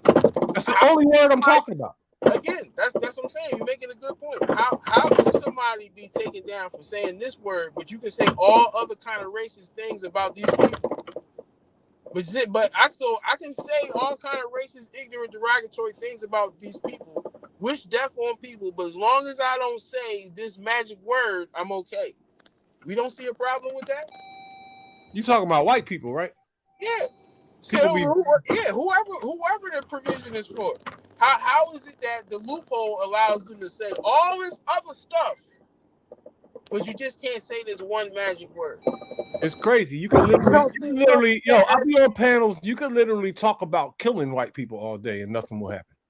But you don't. You see can that, do it if you want it. You don't see that as some BS. Like, yeah, you can say whatever you want about these people. Just don't say this word, or we're gonna have to take your channel down. Nah, that's not the point I was making. The point I was making was about the white folks. You can attack white people around the clock and talk about killing them, and nothing will happen. And that is fucking crazy. That is crazy. On YouTube, you can't even talk about the Holocaust and none of that. There's so much shit you can talk, but you can talk about whites for decades. And you can make all kind of rap songs talking about killing niggas and all of that. You know what I'm saying? You can, as long as you don't use the N-word. You can put the most disrespectful images of black people known to man on you. And nobody gonna say nothing. But if you as long as you don't use the N-word. Yeah, but if you say this magic word, oh, we got to do something to you. That's that to a black person who just heard that, they should feel disrespected. That is insulting to me and my intelligence. So these people, so you gave these people this large loophole that they can say whatever they want about me, as long as they don't use this magic word, they okay. So actually you can't. Well, if you talk about black people too much, your channel, period. You ain't got to use the N-word. You ain't got to do that. Shit, Lily Gaddis didn't use the N-word. There's a long laundry list of people that didn't use the N-word. Got them the hell out of there. Niggas mad at Charlie Kirk, and he never used it. That is some.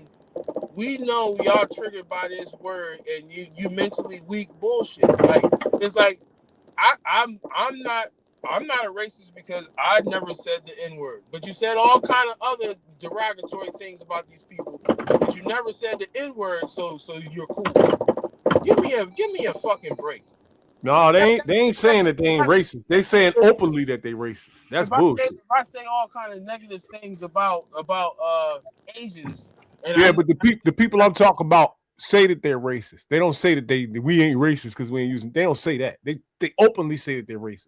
Period. They said it live on Piers Morgan show and a couple others. Ain't none of that. Ain't none of that fake shit going on. But if that's the construct that you're developing, then you got people who are under the impression that I'm not doing nothing racist because I didn't say this magic word. Therefore, when I joke about this and I joke about that, and I do blackface and I impersonate black people and all these other things that black people could get mad about, those things, there's nothing wrong with those things because the rule book says that if I say this magic word, then that's a no-no. But everything else is cool. That's none of them have ever said that. They're openly racist and know that they're mocking. Yes. Because there's so much things that is so many things that YouTube themselves are complicit with in terms of our disrespect. They're complicit with it. Well, you can't stop people from saying shit about black people and then have Sarnetta's channel running for 20 years and 100 other channels like that. You got to kill them all. How you know that would be too obvious. Is the same way how the dude from All in the Family and Andrew Dice Clay, all of them operate. Well, if I say South Park and all of them, if I talk about everybody, then they can't bang me for being a racist. So I'm gonna go in on everybody so I can keep my agenda going. You know what I'm saying? My agenda is to preach hate and separatism. You know what I'm saying? To project this idea that white people are superior. So I can do that. I can do that as long as I talk about everybody. But if I don't focus on one person, then that's wrong. But if I evenly spread out the racism, then that's a loophole. And that loophole is a lame ass loophole and it's been used for decades now. And it's like, we not dumb. We see you disrespecting us. We see you disrespecting us and everybody else because here's the case. Nobody wants to be disrespected. And to have this nonsense to say, well, I'm disrespecting everybody, so all y'all got to be cool with the disrespect. I don't give a damn about none of that bullshit. I keep my name out your fucking mouth. So because you talked about everybody else in my class, that make it cool for you to talk shit about me? No, keep my name out your mouth. And guess what? All of us are saying keep our names out of your fucking mouth. Talk about your own fucking family. What you know what I'm saying? Why is talking about everybody else your comedy if y'all not racist? If you don't have it in for certain people, why is this funny in the first place? And they don't even have to talk about black people because there are millions of black people up and down social media talking about each other and displaying and exposing the most fucked up shit about our culture. No white person ever has to open their mouth if they don't want to. All they would really have to do is do what we do and show clips from Instagram and TikTok. And there you have content. You don't have to say a fucking word. I agree. Listen to some more of this fake ass shit. Murdered. So if we were murdered when we behaved at our best, that's evidence that our behavior is not what dictates the negative response from Europeans. But you want to talk about numbers, so I'm gonna read some to you. Hey, you gotta wrap it up. You gotta wrap it up. I just want to read this real quick, JR. These, because she loved to bring up numbers. These are stats from sexual abuse offenses. 93.5% of individuals sentenced for sexual abusers were men. 55.1% were white. 15.2% were Hispanic. 13.9% were black. 13% were Native American, and 2.8% were other races. 67% of individual cases involving production of child pornography were white. 55%. Hold on, sweetheart. You've been talking forever. 55.6%. Yo. See how everybody does that? Now look, everybody flips it back on the tracker. For what? I get it though. Numbers can be bullshit. Numbers are not absolute. Because but why is he even talking about it? Why did he bring it up? Because this is how the people operate. When you cut on the news, it's the same thing. So these people learn to advocate for their argument from that's given that template. Whether it's in school, listen to what he said, yo? Listen. Whether it's in school, on the debate team, or watching the news and looking at that template, you to present information and as fact. And certain sources that you get are considered places that deal with facts. So, but who on the panel was talking about sexual assault? Why did he bring that up? I mean, I didn't listen to it in its entirety, so I couldn't answer that question. I was pausing it through the whole show. What they was talking about was crime statistics and stuff, right? And she was running down a whole bunch of stats. He pulled this out of his ass to argue for the black side. Look what white people are doing. Oh, okay. Well, yeah, I get that. It makes sense because all right, if the argument, if part of this black fatigue shit is I'm tired of black people and the shit that they do, and y'all committing crimes and all this other shit, then it's like, okay, well, let's look at these numbers. These numbers suggest that y'all committing all kind of crazy crimes at an alarming rate. So how you not tired of yourself? But the show is not about white fatigue. Exactly. So it's like it's just. So you see what they're doing? They brought these two chicks on here to talk about black fatigue. White fatigue. The show is not about white fatigue because they brainwashed you to not even see what white people do is a problem. They haven't done shit. Of course they have. They joined the show, answered the questions, and this nigga is. I'm saying as a collective, not those people as individuals. You know what I'm saying? I'm talking about them on this panel. This dude pulls something. Well, and everybody does it. Every time in one of these conversations, they start talking about the murder rates and how black people is attacking white people all over America and has been for decades. And they say instead of talking about that, it never gets addressed. It's always they flip it over. Well, white people are doing blah blah blah. Now we're talking about white people. And all of a sudden, we're not talking about the problem no more. So that problem never gets addressed. And this is going to happen forever. Every time we go to address our problems, we're going to end up talking about white people and what they do. And our problems will never, ever get addressed. This is going to happen to the end of fucking time. You have to realize that when you present yourself to an argument, you are a representative of your people. So if you don't want to be pegged like that, stay out of the conversation. That's what they were invited. Don't go to the conversation and don't think that somebody ain't gonna pull out some white statistics. You can't go. You trying to get in a conversation about black people, and you trying to express the things that you see black people do. You think that black people is not going to respond back with what you do? You crazy if you think that. So they set her up. They invited her to do that. If you don't want to be evaluated, stay out of the conversation. Let them. Nah, they didn't jump in the shit. They were invited. They keep missing that. They were invited. So why would you invite them there to set them up to make them like what the fuck is that? You got to be smart enough to realize that this is a rigged situation. You inviting these people obviously are not smart enough to see that this is a problem to invite them to the conversation in the first place. But those people who went to the conversation and got pulled into an argument that they wasn't ready to have, they should have had the foresight not to get involved in that, even though they were invited. No, get somebody else, because I see where this is going to go. Well, if anything, they should have learned their lesson. So now the next time that they invited by some black people to talk about race, they should learn to not do that. No, I'm good. You know what I'm saying? No. And watch this. This is what would have happened 100%. If they would have offered Pearl to come there and the other girl and they would have rejected it, these niggas would have said some bullshit, and you know it. They would have said they were scared or some shit and made it seem some type of way that they didn't want to face the music because they know their people, blah, blah, blah, blah, blah. I know how this goes. I've been on YouTube too long, and I hang around these motherfuckers. And that's exactly why you don't go, because if these people they reveal themselves, if they're gonna do that after the fact, okay, so you was trying to set me up. You know, if that's what you do when I decline, then what you gonna do when I accept? You're gonna let me on the show, and you're gonna corner me, act like you're cool, and then corner me and hit me with all these facts about my people and try to make me look bad to be the representative.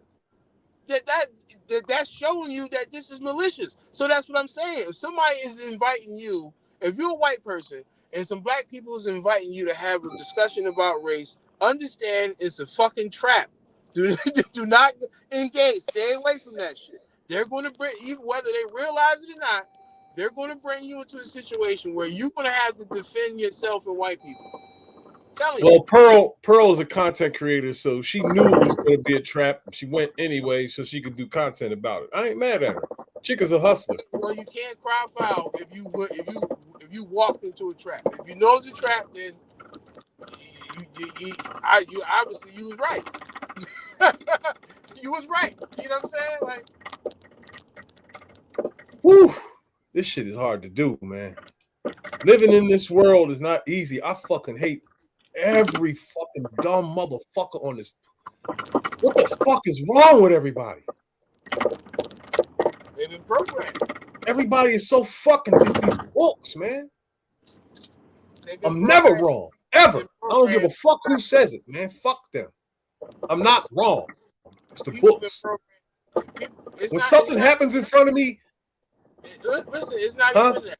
It's not even that. That may be a. I ain't wrong. Fuck that. No, sir. Fuck that. I'm not saying that. I'm saying that the main thing is really people's emotions. They trigger people to respond. Why your voice got so low? Hold on. They trigger people to respond to their emotions. You know what I'm saying? So everything is gaslighting, pulling on your heartstrings, getting you riled up, getting you angry. And when you get angry, you can't think straight.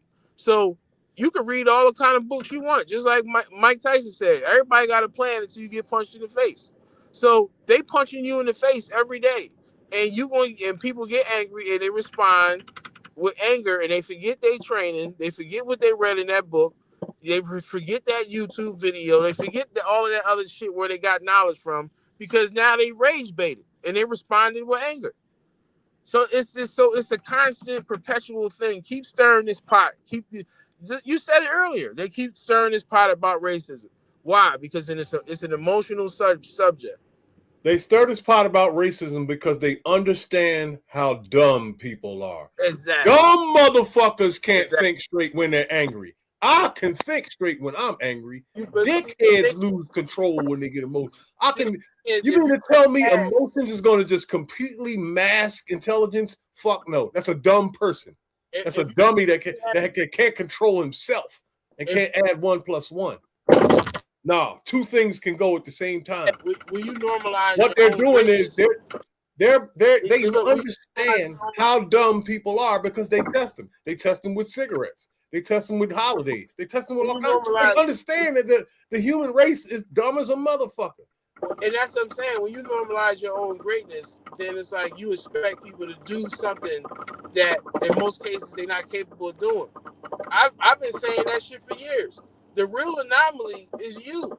The real anomaly is the people who can think out the box. The real anomaly are people who despite all of the bullshit that we all grew up on, we all drank the quarter waters and all the other bullshit that they gave us, but somehow we got past that shit and was able to think independently. That's the real anomaly. Because like you said, these motherfuckers, they know your brain, they know your brain better than you know your brain. So me. So with all of I'm saying for people, you know what I'm saying?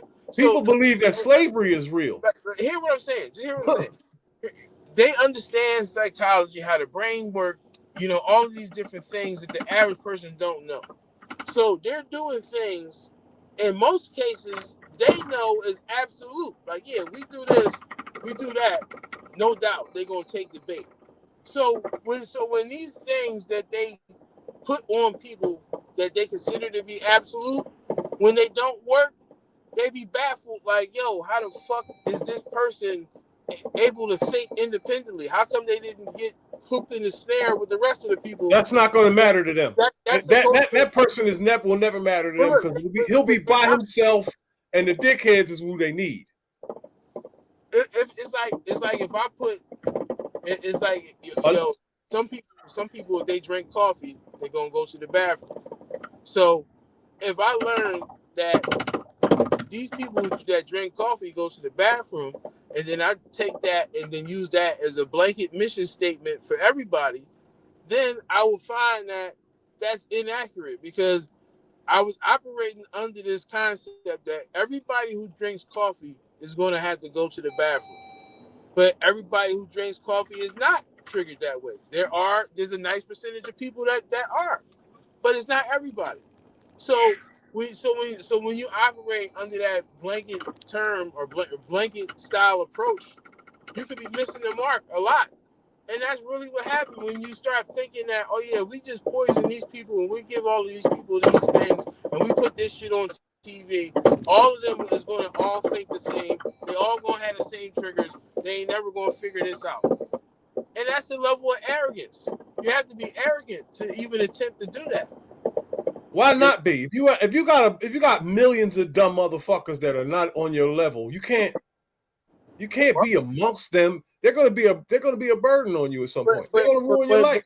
But when you put that level of arrogance in there, that means now you slacking. You're not crossing your T's and dotting your I's. It's just like on Rocky when he was like, "Man, you a bum. You a bum, right?" He's like, "I'm the champion." He was like, "You a bum. You don't got the same energy no more. You don't got that same hunger no more. You a bum now." You know what I'm saying? So, and that's how people are. When you get angry, when you get arrogant, you become a bum. You get arrogant and sit on your bum and become inactive because you feel like you don't have to do the same shit that got you to where you are. I'm the champ now. I don't gotta train all day and all night. I don't gotta cross my T's and dot my I's. Can't nobody fuck with me. And your arrogance breeds ignorance. It creates that space like with the tortoise and the hare. The tortoise is like, that motherfucker can't fuck. The hare is like, he can't fuck with me. That slow ass nigga. I can go over here and fuck with some bitches. I'm gonna go over here and take a nap. It don't matter. I can fall off. I can do whatever I want, and I can still go back past and beat this motherfucker. There's no way he can beat me. And that arrogance gave the tortoise that what it needed to close that gap. Yep. While he lunching on me, he thinking I ain't gonna. I'm steady working. So that's what that shows you is that people's arrogance breeds ignorance, and you create the opportunity for your ops or whatever to thwart you because You may be better than them, but if They don't have to worry about their ops. Their ops are too stupid. But you These can't. people, the people that are running the show right now are going to continue to run it long after we're dead. What I'm saying Because is, it's simply because it's discussions just like this. Because anybody can be out. Anybody can be out hustled.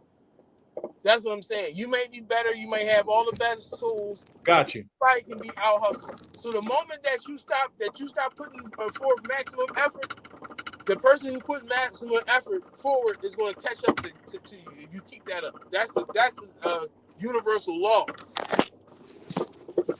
Oh, I gotta hear some more of this bullshit. Individual cases involving travel for prohibited sexual contact worldwide. 60.5% of individual cases involved in criminal abuse were Native American. 85% of individual cases involving statutory rape. We gotta wrap it up, Ella. I'm just saying, you get the gist of it because I got information. I'm not going to talk about my behind. I'll just say the difference. But it's not about being racist. Ella. All right. I was just All you can do is laugh. I ain't lying. The difference. Yeah, see, that's again. Pearl, 30 seconds. Pearl, 30 seconds. I guess White people don't get offended by laughing and smiling. That's just basic respect, decorum, politeness. I'm not offended by it. No, y'all definitely get offended when you hear that. That's actually micro. That's Hold actually on, hold on. Yo, they are emotionally charged and they won't let this chick get a word out of her mouth, man. She hasn't even begun to even make a point. That feeling, that atmosphere, and that buzz that's in everybody, that's not going to go away, and that is going to be a disease. That has to go away, and it's not going to, and that's going to be a big problem in the future, yo. And they're going to keep doing bullshit. The news is going to keep doing more shit to raise this this level of contention in black people. Like with you got some shit coming up, dog. You got Eric Chauvin is going to be back in court sooner or later, and Austin Metcalf trial, that Carmelo Anthony shit is coming up, and there's other shit going on too. So there's more coming, man. There's going to be more panels like this. So all a whole bunch of, and every time a white person goes to open their fucking mouth, these people are. They have the attitude right now, like, how dare you even talk, bitch? Even if we ask you a question. Right. It's sad. It's fun. And this chick has never done shit to anybody. And that's the thing where you... Hold on, let me go back to the video real quick. Let it go. Let Pearl get up 30 seconds. And the second thing is, I think as an adult, you are responsible for your behavior. So I wouldn't blame that on history. I would blame it on your poor life choices if you're somebody that's made a poor life choice. And because I was rudely interrupted, it's okay. I did it too. The attitude. Chill out. Hey, Ella, let her finish so we can go to get the ball. Just mute. Yo, this nigga Illa, man. What the fuck is wrong? Up, Ella. That's all right. He could go ahead. Okay, go ahead, Bo. And then we get cool in there. Yeah. You ain't running shit. Okay, great. Good job.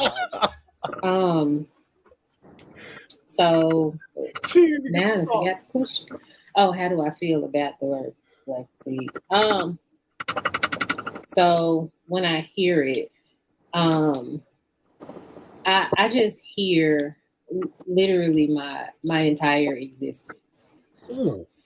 It's being the safe light skin that's got to hear, you ain't like them other ones. You don't speak like them other ones. You don't act like them other ones. And I'm just like, that's what I hear when I think about Black fatigue. I am tired of them skating by and not taking accountability for the fact that they don't have to know anything about racism, the structure of it, how we have to live our lives going through it. They're not required to know it. So then they're like a bull in a china shop every single day, going through life, just knocking people over at free will whenever they get a chance. What? And not having to apologize about it. The fuck are you talking? Yet still playing the victim, because don't get mad because I done came in here and knocked all this shit over. You just got to deal with it. So now you got an attitude, and I'm gonna call out your attitude for something that I created. And I personally call that the white woman syndrome, where they create the problems and then cry about what they did and the reaction to it. But the internalized oppression that Black people have, they hate what they've been told to hate. They buy into the stereotypes that white people said. So that's kind of what has me tired as well. And that is what I think of when I think about Black fatigue. It is having to be responsible for someone else's creation. Wow. Like having to pay for something that someone else did. Being responsible your entire existence, generation after generation. That's what I think of. Wow. All right, go ahead, Cooley. Black fatigue, what does it mean to you? The fancy way to blame history. Man, again. but like they stretching this term out of whack. It's like a used rubber band. It's like, all right, when you go around the room and asking people what does this mean to you, and you allow people to come up with their own definition of something, of course you're going to have this, because you got some people, like I've been saying, they're not qualified to speak on these things. So if I ask somebody who has schizophrenia to answer that question, they're going to say something crazy. But if we create this concept that there is no wrong answer and everybody has their own view on it, no, everybody's not mentally sound. Everybody is not emotionally sound. Some people is going to respond with their emotions. Some people are going to respond with their delusions. You know what I'm saying? Some people are going to make it a hit piece. Yeah. So what you do, what needs to be done is we have things done in uniform. This is what this means. Yo, do you know that in this video, not one person has talked about Black fatigue yet? But look, they can weigh in on what are their experiences of this, but what should be done is Black fatigue is this. Have you experienced this? Because it's just like if we talk. They're not doing that. That's what I'm saying. I'm talking about the Blacks on this panel are not talking about Black fatigue. They asked the chick a question, and then they go into this shit. Yeah, but it goes nowhere. This was a waste of fucking time. No one ever talked about. She never got a chance to talk about what's fatiguing her. And watch this. That's what I'm saying. She only lasts a few more minutes. Just let me finish what I'm saying. That's what I'm saying. Because they went around the room doing that, they allowed this term to mutate into something that's not actually what it is. And you're giving people opportunities to go after people, to express their delusions, to express their hatred or their frustration, and that's creating a problem where it becomes a perpetual argument. This might have been done intentionally. It really might have, but it reeks of ineptitude. People don't know what they're doing, but it might have been done as fake ineptitude, where we're gonna create something that's going to be a powder keg conversation and try to make it seem like we had good intentions when we know that this was going to turn into a powder keg. They turned it into a powder keg, though. That's what it might have been intentional. That's what impossible. It's just natural. It's nature. Any Black panel you go on with some white people come in, this always turns into this. Always. We know people make videos. It's going to turn into slavery and taxes and the government. It's the same shit over the fuck and over. I want to hear what the next person got to say. I'm so fucking curious right now. Hear what I'm saying real quick. Huh? Hear what I'm saying real quick. We know people make videos for shock value. We know when people get on YouTube. I got you. They intend to make something that's going to trigger people to watch. So with that, there's always that possibility that people put that shit together with the intention to cause an argument for ratings. Every show they do is to spark some type of. That's what the whole men versus women. This all social media. Social media is breeding ground. It's boot camp for dickheads. It's social engineering.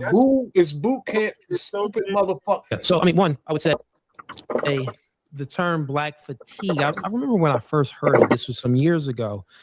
It is a term that was, psyoped by white conservatives, just like the word woke. Black people use that term as far as, oh man, you woke, man.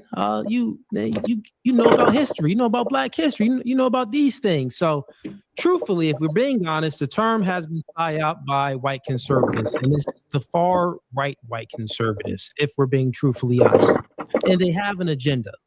The agenda is, but I truly think the agenda is, I think it's a complete psyop, because if it's a thing that black fatigue is real, white fatigue is real, Puerto Rican fatigue is real.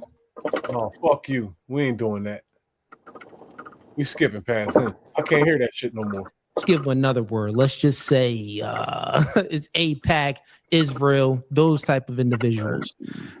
I think it was a psyop. And then real. Yeah, I want to hear what Pearl got to say. That's what this is about anyway. She said on her show that they gave her more black fatigue on this show. Life happens. They did, and black people see race or care about it in real life. I could give some personal examples. All right, would anybody like to respond to Cooley or Pearl, anything? I would say that it's really not a social media thing. White people get fatigued from black people's behavior in real life. I could give some personal examples. For example, I was in an office, it was all white. The one black guy that worked there decided we were in a sales job. Instead of calling the customers, he was going to call fax lines. So it would register as if he was calling people, but there was no one on the other end. Hiring a black person, having them steal from me. My parents live in an all-white neighborhood. A black family moves in. There's a literal murder. Swear to God. 2 doors down from where my parents live. So, in my experience, and I think white people really, and you guys aren't going to believe this, but I don't think really white people are taught to see race or care about it or talk. Chick got her hand up. She don't even want Pearl to finish her emotions have been struck so hard. She don't even want her to finish her statement. She's not even 1 minute in, dog. Look at the clock. The clock has 3:21 on it, and his sister got her hand up already. And let her finish, because talk about it. But then I know you're not going to believe it, but I'm telling you, we don't care. Pearl, question for you. And then I'll finish, and then you can go.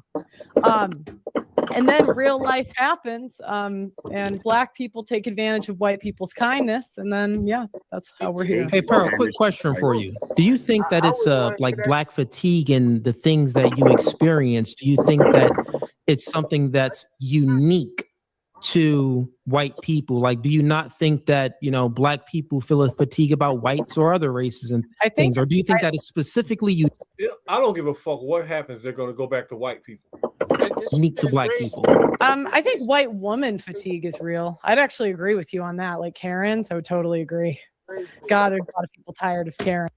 Now look, she flowed with them. They went back to white people. So Pearl flowed along with it. She said, "Yeah, I'll give you that Karen fatigue." So she's even feeding bullshit to keep the shit smooth. Let's see if they give her some grace. But no, I would say if black people were that fatigued with white people, every time they get money, they move into our neighborhoods. So I think it's our neighbor. What do you think about that, yo? I don't think nothing about it. It's rage. We call those people something, yo. We have a name for them. Listen, it's rage bait and it's intentional. Like, I don't even believe that this is an actual conversation. I ain't talking about the conversation. I'm talking about when black people move out into the white neighborhoods and they get we got a name for that. What do we call them? I'm not engaged. That's what I'm saying. I'm not engaged. I can't hear you. I'm saying I'm not engaging in that because all right. I'm gonna let it finish then. They try to trigger. 1 second. I think it's interesting, right? Like when we talk about black fatigue or white fatigue, whatever that means, the fact that our children in schools now have to do mass shooter drills instead of tornado drills causes me to have white fatigue. Well, do you know all right. She said, this is crazy. I can't believe her brain allowed her lips to speak those words. She said, we have to do mass shooting drills, and that gave her white fatigue. You know what's coming next? They're gonna go back 20 years to Columbine or last year and all that. But and look, on another show, this chick named Jazz actually said to Pearl, the way you responded, that white people do the majority of mass shootings. The way And Pearl agreed. That is the dumbest shit I ever heard in my fucking life. It's not dumb.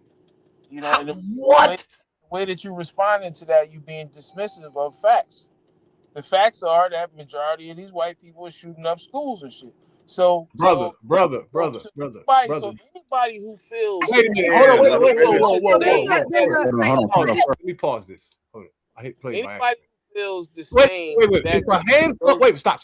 If a handful of white people shot up a school historically, like it's happened a few times, right?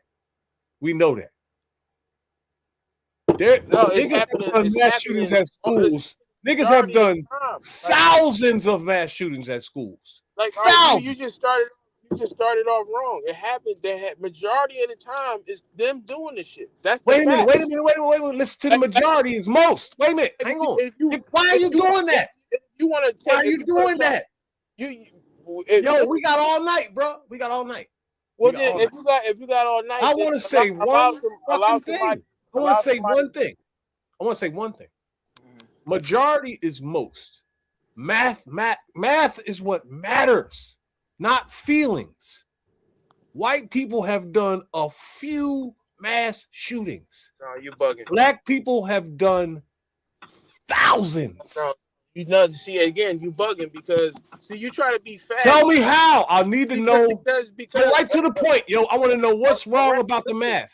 Again, you trying to be slick. I'm not. I'm dead ass. I ain't trying to. Don't say. Wait, stop. Don't say I'm trying to do anything. Don't do that. Make me wrong. I want you to tell me why I'm wrong. Let me respond because I'll stop this fucking show, dog. Because the girl specifically said school drills. They didn't say mass shooting drills for mass shootings that happen all over the community and everywhere else. She specifically said school drills. We're going to see what she said. She said school drills because of mass shooting. I'm going to play it again. I'm playing it again. Specifically unique to black people. I think white woman fatigue is real. I'd actually agree with you on that. Like Karens, I would totally agree. God, there's a lot of people tired of Karens. But no, I would say if black people were that fatigued with white people, every time they get money, they move into our neighborhoods. So I think it's our neighborhoods. One second. I think it's interesting, right? Like when we talk about black fatigue or white fatigue, whatever that means, the fact that our children in schools now have to do mass shooter drills instead of tornado drills. Well, whatever she said. She said mass shooter drills. Well, she's talking about school. She did say our children. Whoa. God damn. Yo, I can't finish my sentence, dog. Damn. She said mass shooter I was drill. talking, you cut me off. Oh, no, I'm talking about after the. I got you. Go ahead. Yeah, you're not there. No, go ahead. Yo, that's great. This is like it's like pulling teeth, man. It's like pulling teeth. Like it's like, yo, I'm trying to respond to this shit. You cut me off and played the video while I was talking, and then tell me that I'm cutting you off. You got the floor.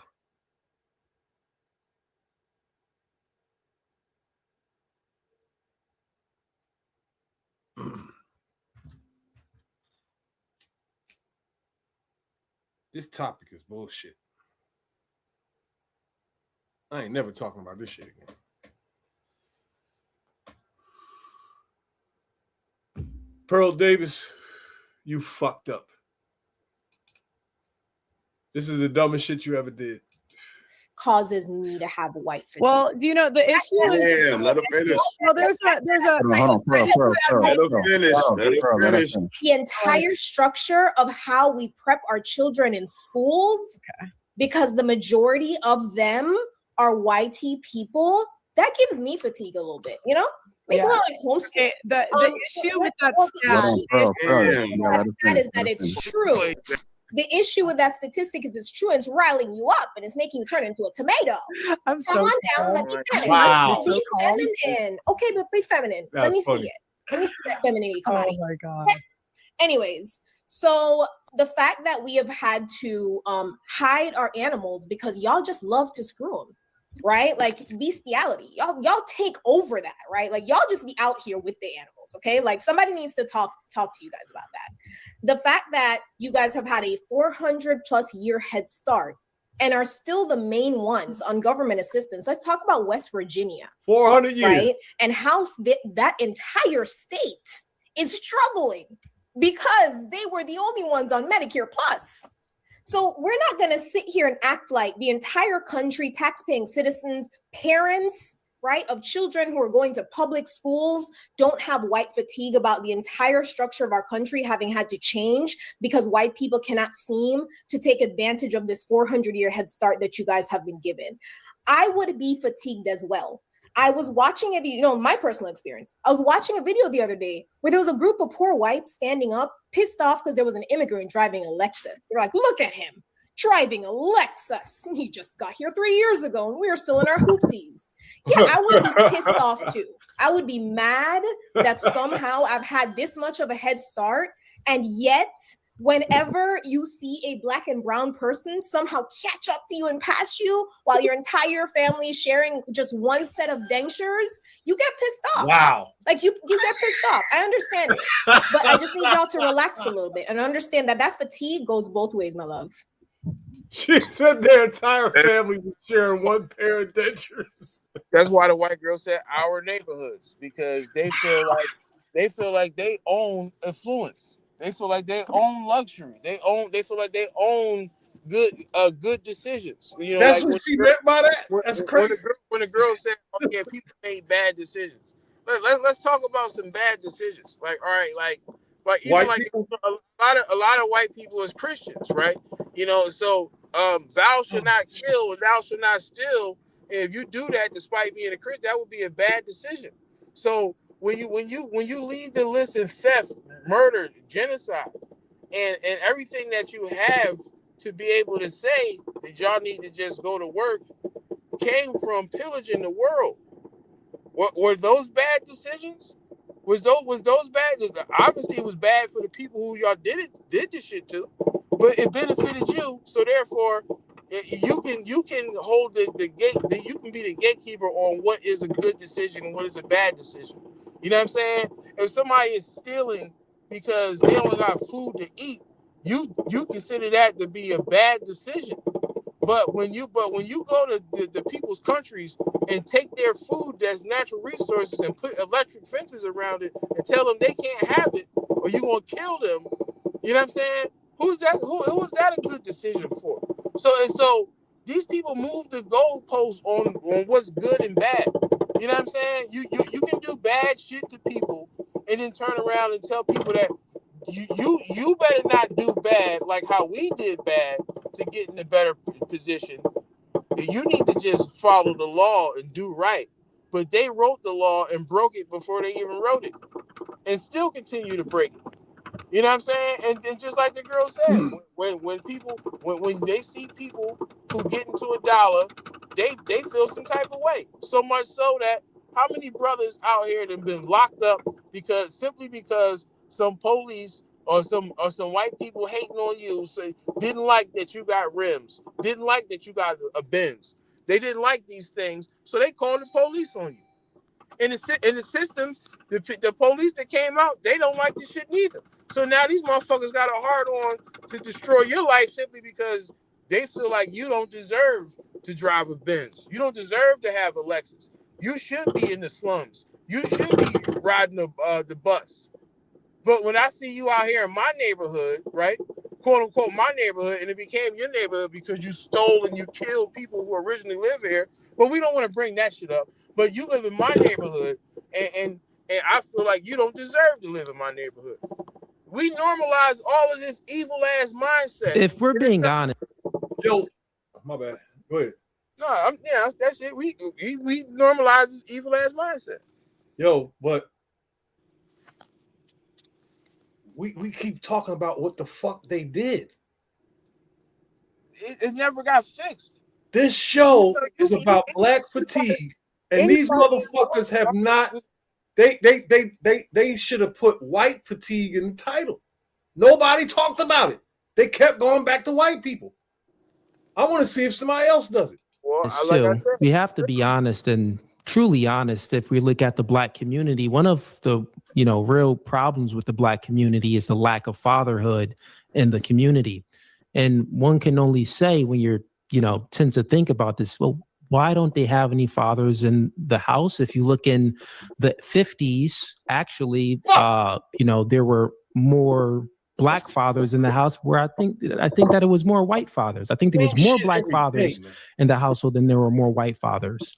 Per capita is what I mean. So, like, if you look at things, the side effects of single mothers raising the children, we know that they lead to juvenile delinquents. They lead to a lot of gang violence and a lot of things like that.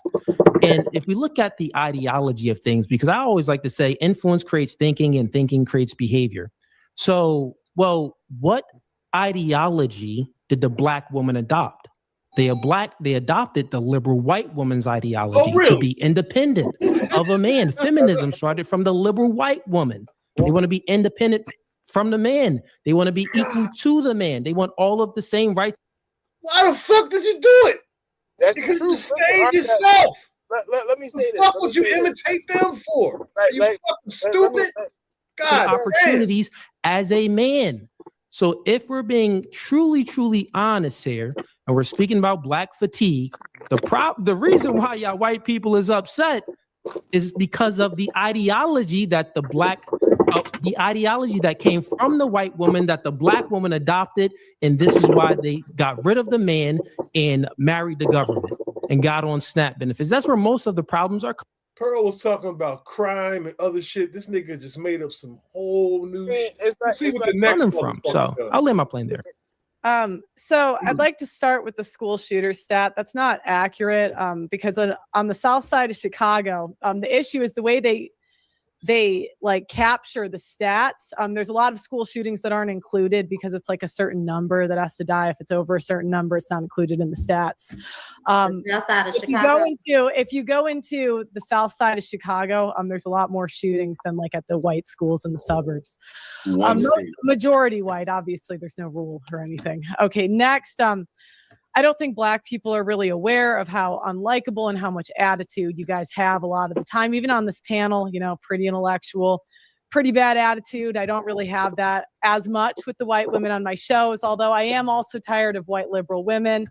You have no argument with me on that, except that I still don't really like blaming a group of people's behavior on someone else. You are responsible for your own actions as an adult, but I do agree that white women are annoying.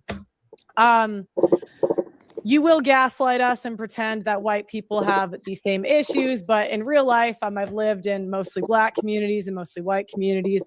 And when I was in a white community, there's a lot of issues that I did not see that I did see when I was in a black community. You can get mad and get angry at that. But when I was in the black community, I would see people shoplifting. I never saw that in 20 years of living in a white community. Things like that. So again, you can gaslight. Well, that there depends on what white community she lives in. She probably lives in a rich white community where there wasn't a whole lot of that shit going on. But if she lived around a trailer park or something, she would have saw white people stealing all the time. So I can understand why she thinks that, because when I lived in Greenwich, Connecticut, I was around a bunch of rich white people, and I never even saw anybody jaywalk. I never saw anybody do anything wrong. But when I lived in Woodland, across the street from the trailer park, those white people over there were crazy. Somebody even got killed over there. So Pearl has, she's suffering from what a lot of suburban whites suffer from. Their mind is going to be in line with their environment, so they're not around the real shit.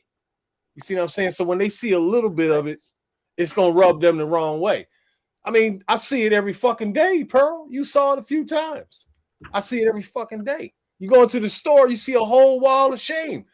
200-300 niggas pictures on there. Shit happens every fucking day. Like white people and say it doesn't exist or we're making it up. But at the end of the day, we do believe what we see with our eyes. And the other thing is, you said white women and bestiality or something with dogs. The difference is we don't get triggered. So if you say, you know, white women are here with their dogs, I would agree. So, I mean, wow. She kept it a buck. That's why I'm fucking with girl, because she keep it real on both sides. She ain't got no problem going at herself.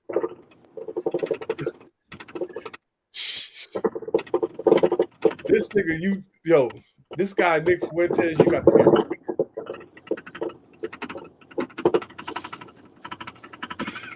I got one for you.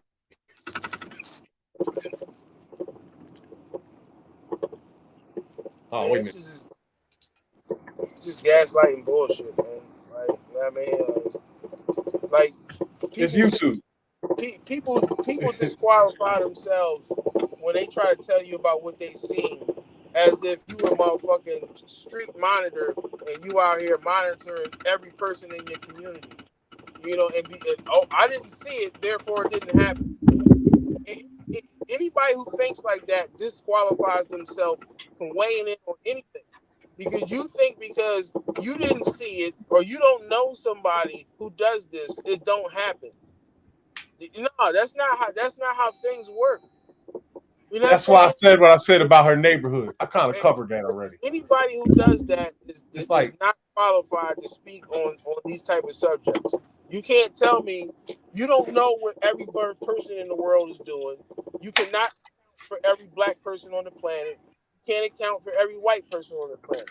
So you can't make a behavior exclusive to a race. That's ridiculous. You know, when you do that, you put a huge blind spot on all of that quote unquote white trash you try to disassociate yourself with and try to act like it don't exist. You know what I'm saying? Because those if she doesn't live around it, she doesn't see it. Right, but it doesn't matter if you don't live. You can't hold her to the fire for that. She doesn't live.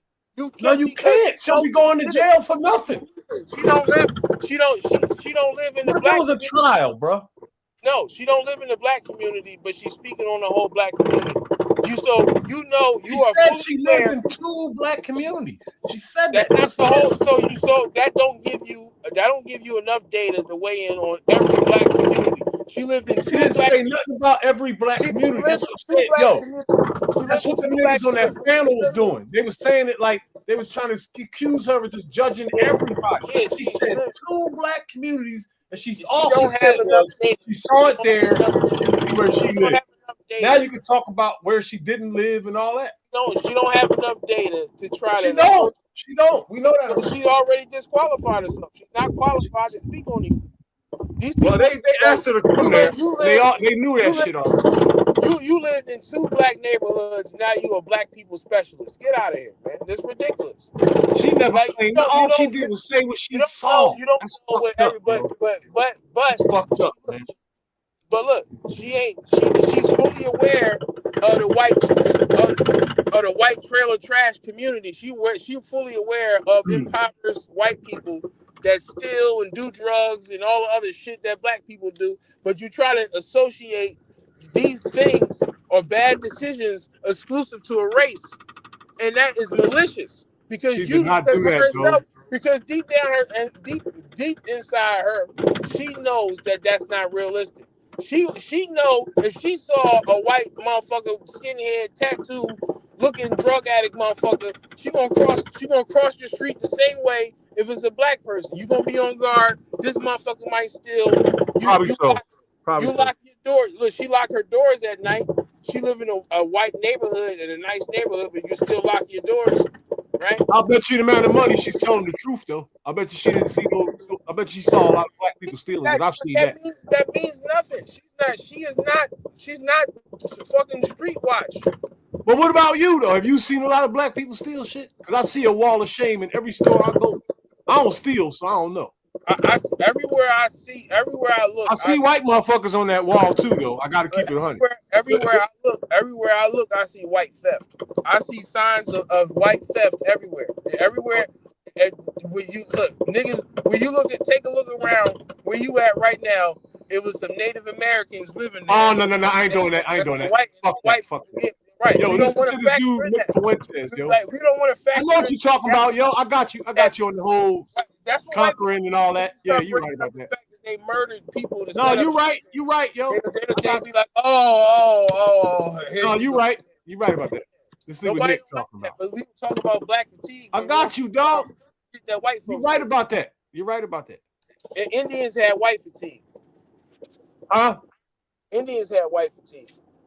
Right. Absolutely.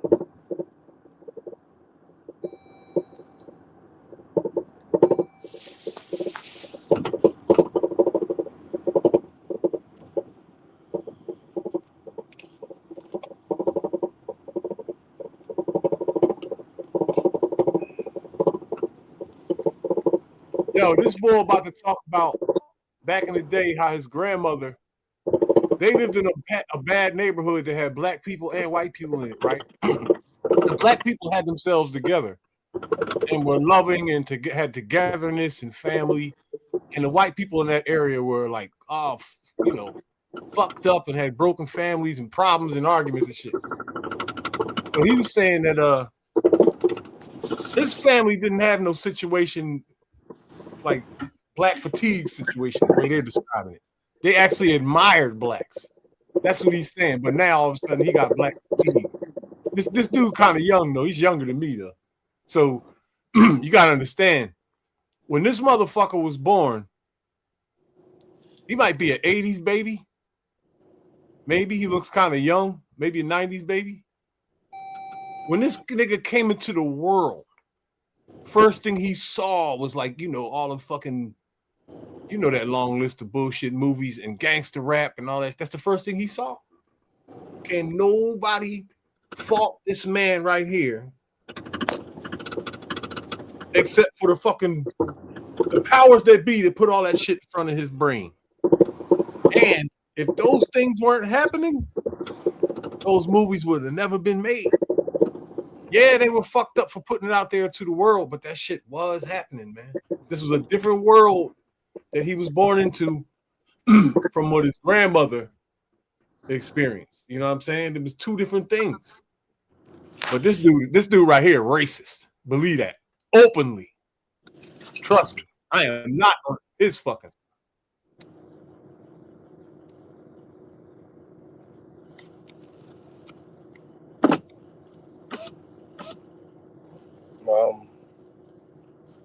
I mean, we can't not factor in what people have done to get in position to even talk down about other people. It's like what you're dealing with is people. Yo, the man is literally praising us, and you're talking over him. No, yeah, I'm not talking He's about. He's going to get to his bullshit. You got to listen to how he leads up to it. I'm not. You got to dig what he's doing. You got to let him go. I'm not talking about him. I'm talking about the subject. When people say, that they have fatigue with the actions of people, right? And it's like, all right, well, you're not trying to understand why these people do what they do. You have everybody on that panel just said all that. No, but look, you have some understanding of that because it's like, all right, like people. This kid is like 35. I don't know what that is. I'm speaking on the subject. I'm not talking about that guy. I'm just simply saying that if you have people who are living in poverty, they're going to do things to survive. And when you ignore somebody's basic will to survive, and you say like, I'm annoyed with these people because they steal, but if they not stealing your shit, you mad with somebody because they went in the store and stole from Walmart. You don't get no money from Walmart. You don't got no dealings with Walmart. Why are you worried about what the fuck Walmart is getting stolen? Yo, this cat hasn't even said nothing about none of that. I'm not talking about him. You keep saying that. I'm not talking about. I don't even know who that person is. I thought you was going to start say something about something he said. That's why I stopped the video. That's irrelevant. They're talking about the topic. You know what I'm saying? Like he's going to get to that. Trust me. And listen, black fatigue. Like when Pearl was talking about that shit, she was talking about more than just. It's not about just stealing and murder. It's other shit too. They were talking about shit on the internet and all the like. They got whole groups on the internet that just attack white people all fucking day long. We're talking about a lot of shit, yo. There's a lot of shit going on, trust me. And it's a lot of shit that Biden and Kamala did when they were in office that built up to white people's black fatigue because it was all propagandized. All the bullshit they were doing to the cartoons and it was a lot of crazy stuff going on, man. Last 4 years was the worst time in history to be white outside of the caves. They fought hell, and you know it, yo. They got assaulted and beat up and murdered like never before. Those 4 years was fucking vicious. When you hold on, let me get into this dude something because this motherfucker right here is the worst of all.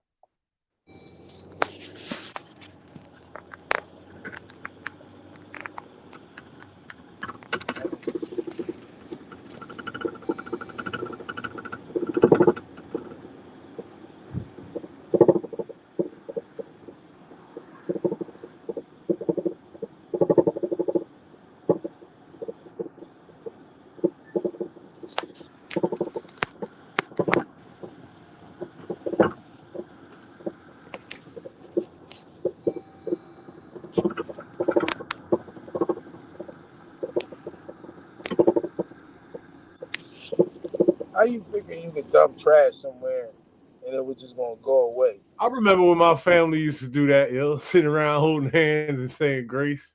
Times were different. It wasn't that long ago either.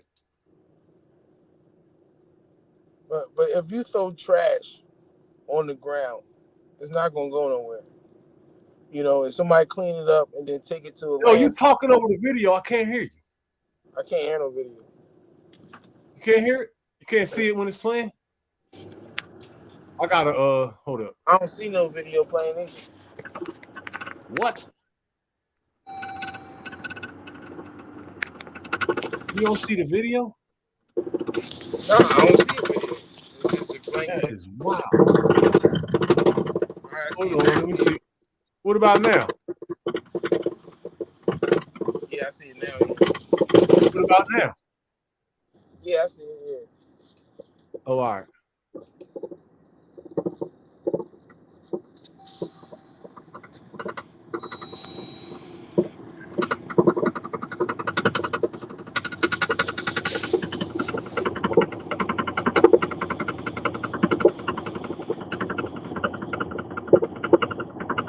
You see this one, right? Yeah.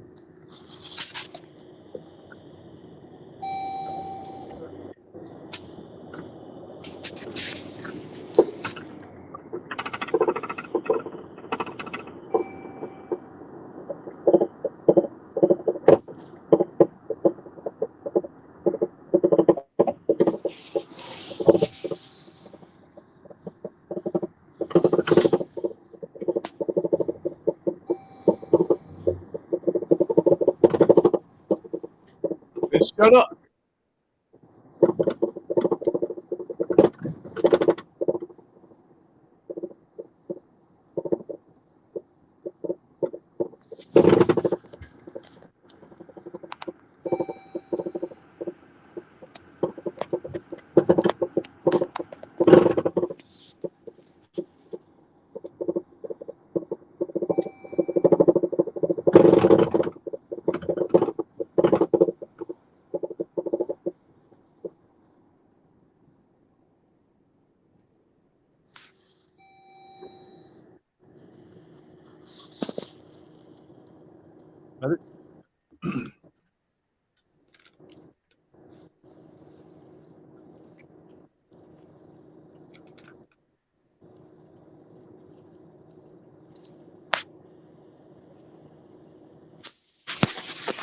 Oh shit! Why would he say that?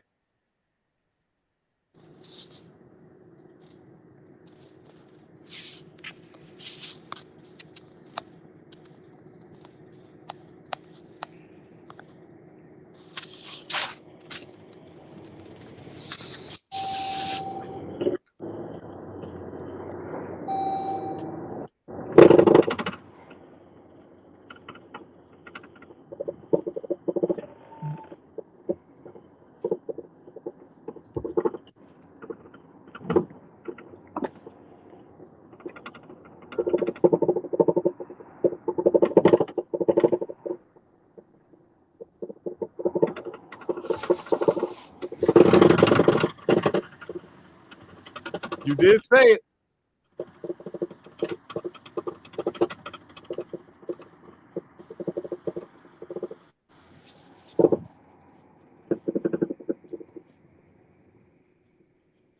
Yo, everybody thinks this dude is racist because of what he said about his father, but Pierce Morgan is going to play the clip. He said some fucked up shit, and he shouldn't have. Even if he was joking, he should have worded it differently in these volatile times. I'm never surprised with these people.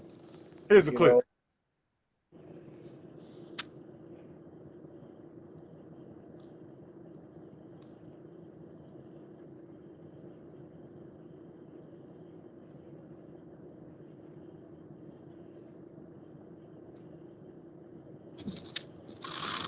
Oh, this is something else.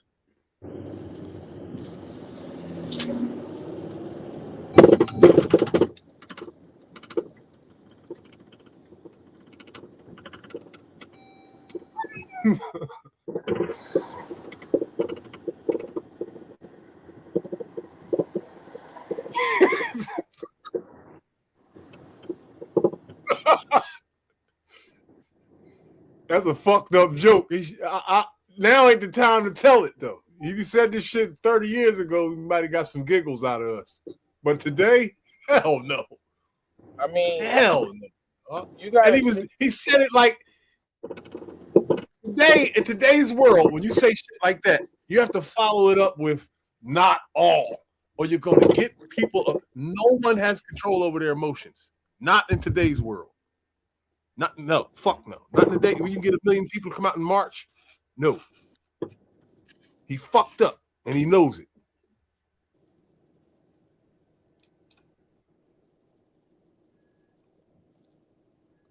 And them motherfuckers is like drug addicts, man. We're like racism. Now look. Racism is like a drug. You know what I mean? So it's like I'm not surprised if a smoker pick up a rock off the ground and try to check to see if it's cracked or not. I'm not surprised. You heard that? Yo, you heard that? Yo, did you hear what he said? Yo, he agreed to that. He doubled down. He didn't duck. Nothing. He said it's all true. Hold on, listen. Yeah, I can't.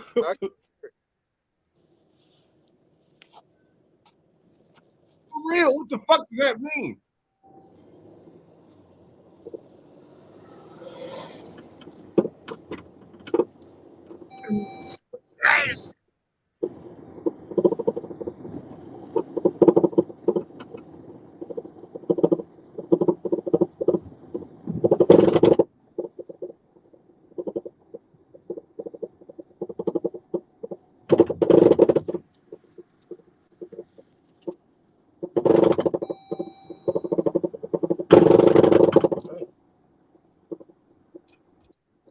That's why people don't like this dude. You see how he made his point. He can make a legitimate point, but you see how he did it. That's the little shit that white people do that'll make you call them a cracker. You know what I'm saying? The little But we shouldn't. If you understand that everybody's emotionally charged and waiting for that open door, why the fuck would you open it? It's You can't move like that. This is a tactic. He did this because he know it would bring eyes to him. This guy wants to be the number one villain. You can tell by how he moves. That shit rubbed me the wrong way a little bit. I ain't even on that shit. Well, maybe people just do what they've been conditioned to do. Maybe they just prone to do that. You know, it's like this idea that something that's been going on since the 1800s that is not a part of society, but we can see it a part of society. But people keep telling us that no, this is not a part of society. This has nothing to do with us and how we perceive people. This is not a part of our social fabric. No, there's just a few bad apples that been perpetuating this behavior for fucking 200 years now. I don't even understand what you're talking about right now. That somebody does. But the thing is that is like to think that is not a part of the social fabric of this society is completely ridiculous when it's been going on for hundreds of years now. What has been going on for hundreds of years? Racism. White people being white people. So much so that it's part of their personality. But we keep but they keep trying to tell us, and people keep trying to defend them, that it's not a part of their behavior. They're not like that. But everything, and that's why people don't want to look at history. Are you saying that all white motherfuckers are like this guy right here? There's another white guy on the panel with him that is nothing like him. That's literally the simple fact that you had to ask me that already tells you that's not what I'm saying. I didn't say that. So you, you know what I'm saying? What are you leading to then? But what I'm saying is that we don't see that our society, our culture has a problem. And these people are victims of that. These people didn't wake. These people who say racist things, they didn't invent racism. They're relatively babies in terms of racism. Racism is older than all of these people who commit acts of racism. So how is it not a part of the social fabric of society? And maybe it's something wrong with our society, our social fabric that needs to change. Instead of condemning people who are doing simply what they've been taught. These people didn't invent racism. They've been taught racism. They've been conditioned to say things like this. They've been conditioned to act a certain way. But we keep being told that, oh no, it's just a few bad apples that choose to do these things, and we need to slap their wrists when they do these things. And there's nothing wrong with our society, even though our society is predicated on said behavior. It's right. It's like a motherfucker got shitty draws and they trying to tell you they didn't shit on yourself. I can see the shit all up down your leg. How you telling me that this is not a part of the system? This is a part of the system. So if we want to fix this shit, we need to fix the system. The system itself. No, that's not gonna happen. Ain't nobody they're just gonna cry. Well, it's gonna keep happening. That's what I'm saying. When we keep they're just gonna keep mentioning the system. They're not gonna ever do nothing. The problem, listen. The system ain't going nowhere. Nobody ever gonna do nothing about it. You gotta change the nigga. You gotta change the problem on the street. That's where you gotta change it. At the high level in the tall buildings, ain't nobody gonna never storm them buildings and do nothing ever. They're just gonna. Well, like, see, when you say that shit, like, it don't have to be that. There's nothing else. You gotta solve the problem, or you'll die. It don't have to be chaos. You know, it can be a meeting of the minds. It don't have to be that. But but that's the thing where it's like, all right, the end of the day, if you don't, I don't care what your approach is. If you don't deal with the root cause of the problems, the symptoms will persist. And the symptoms are these people who commit these acts, and we just condemn. We covered that like 20 times in this video. We condemn the people, and the system keeps rolling and pumping out these kind of people. And so it's like, when do we get condemned fatigue? When do we get tired of condemning people? The fatigue is never going to matter. Fatigue is just a condition. We've already covered this about 20 times in this video. Exactly. No one's ever going to do anything about that. The system, it don't even have to be brought up no more. What happened before or what's happening now? No one's going to ever do anything about that but complain. So the problem still persists. You have to deal with the problem itself because the system doesn't care and it's not going anywhere. And they're never going to lose power, ever. But see, the fucked up shit is that people, you saying that the problem is the symptoms. And the symptom is not the problem. The symptom is the symptom. The problem is the root cause of the problem. That's the truth. But the other truth is you can try to make the symptom the root cause all you want, but I disagreed. I just agreed. I'm not saying you personally. I'm saying people, society. That's people. Society. We just want to keep trying to tease out these bad actors, but not change the system itself. I just told you. So what? Wait a minute. We both understand that no one's going to change the system, right? Well, yeah. See, the thing is that I'm not saying that. That's what you're saying. But see, the thing is that whoa. One of the reasons why you saying that is because we keep having the perpetual argument about the shit that doesn't really matter. We're not addressing the root cause of the problem. We're not getting to that. That's not true. They address it. They addressed it 10 times on that panel. You addressed it 10 times on this panel. What I'm trying to say is no one is going to take any concrete action to do anything about this system. All they're going to do is come on the internet, cry and complain and say, we need to. But see, what I'm trying to say is this. Listen, no one's ever going to do anything about it. So what's left is this. The problem. Understand something. That's how you feel. That's not absolute. That's not a feeling. It's never happened. It didn't happen while my grandmother was here. It doesn't matter. That doesn't matter. You can't predict the future. You said I see where you're going. All right. Nowhere in human. I don't know what's going to happen in the future. It might happen later on down the line. Absolutely. No, you. All right, I got you. We're on the same page. Yeah, it might, but fuck that.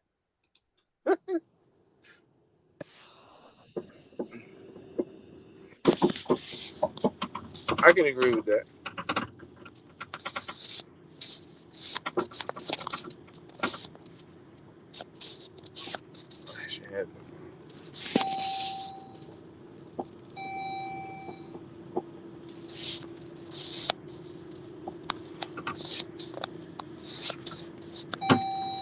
No.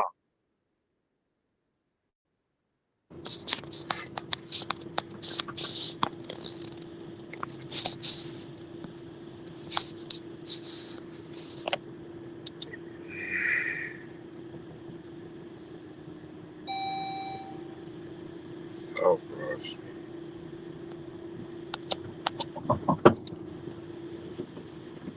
There's no way in hell. Where is he getting that shit from? That's why niggas gotta stop Googling shit. Everybody gotta stop Googling stats to try to use against each other. They are liars. Liars. He said it's 1 in 100. That's bullshit too.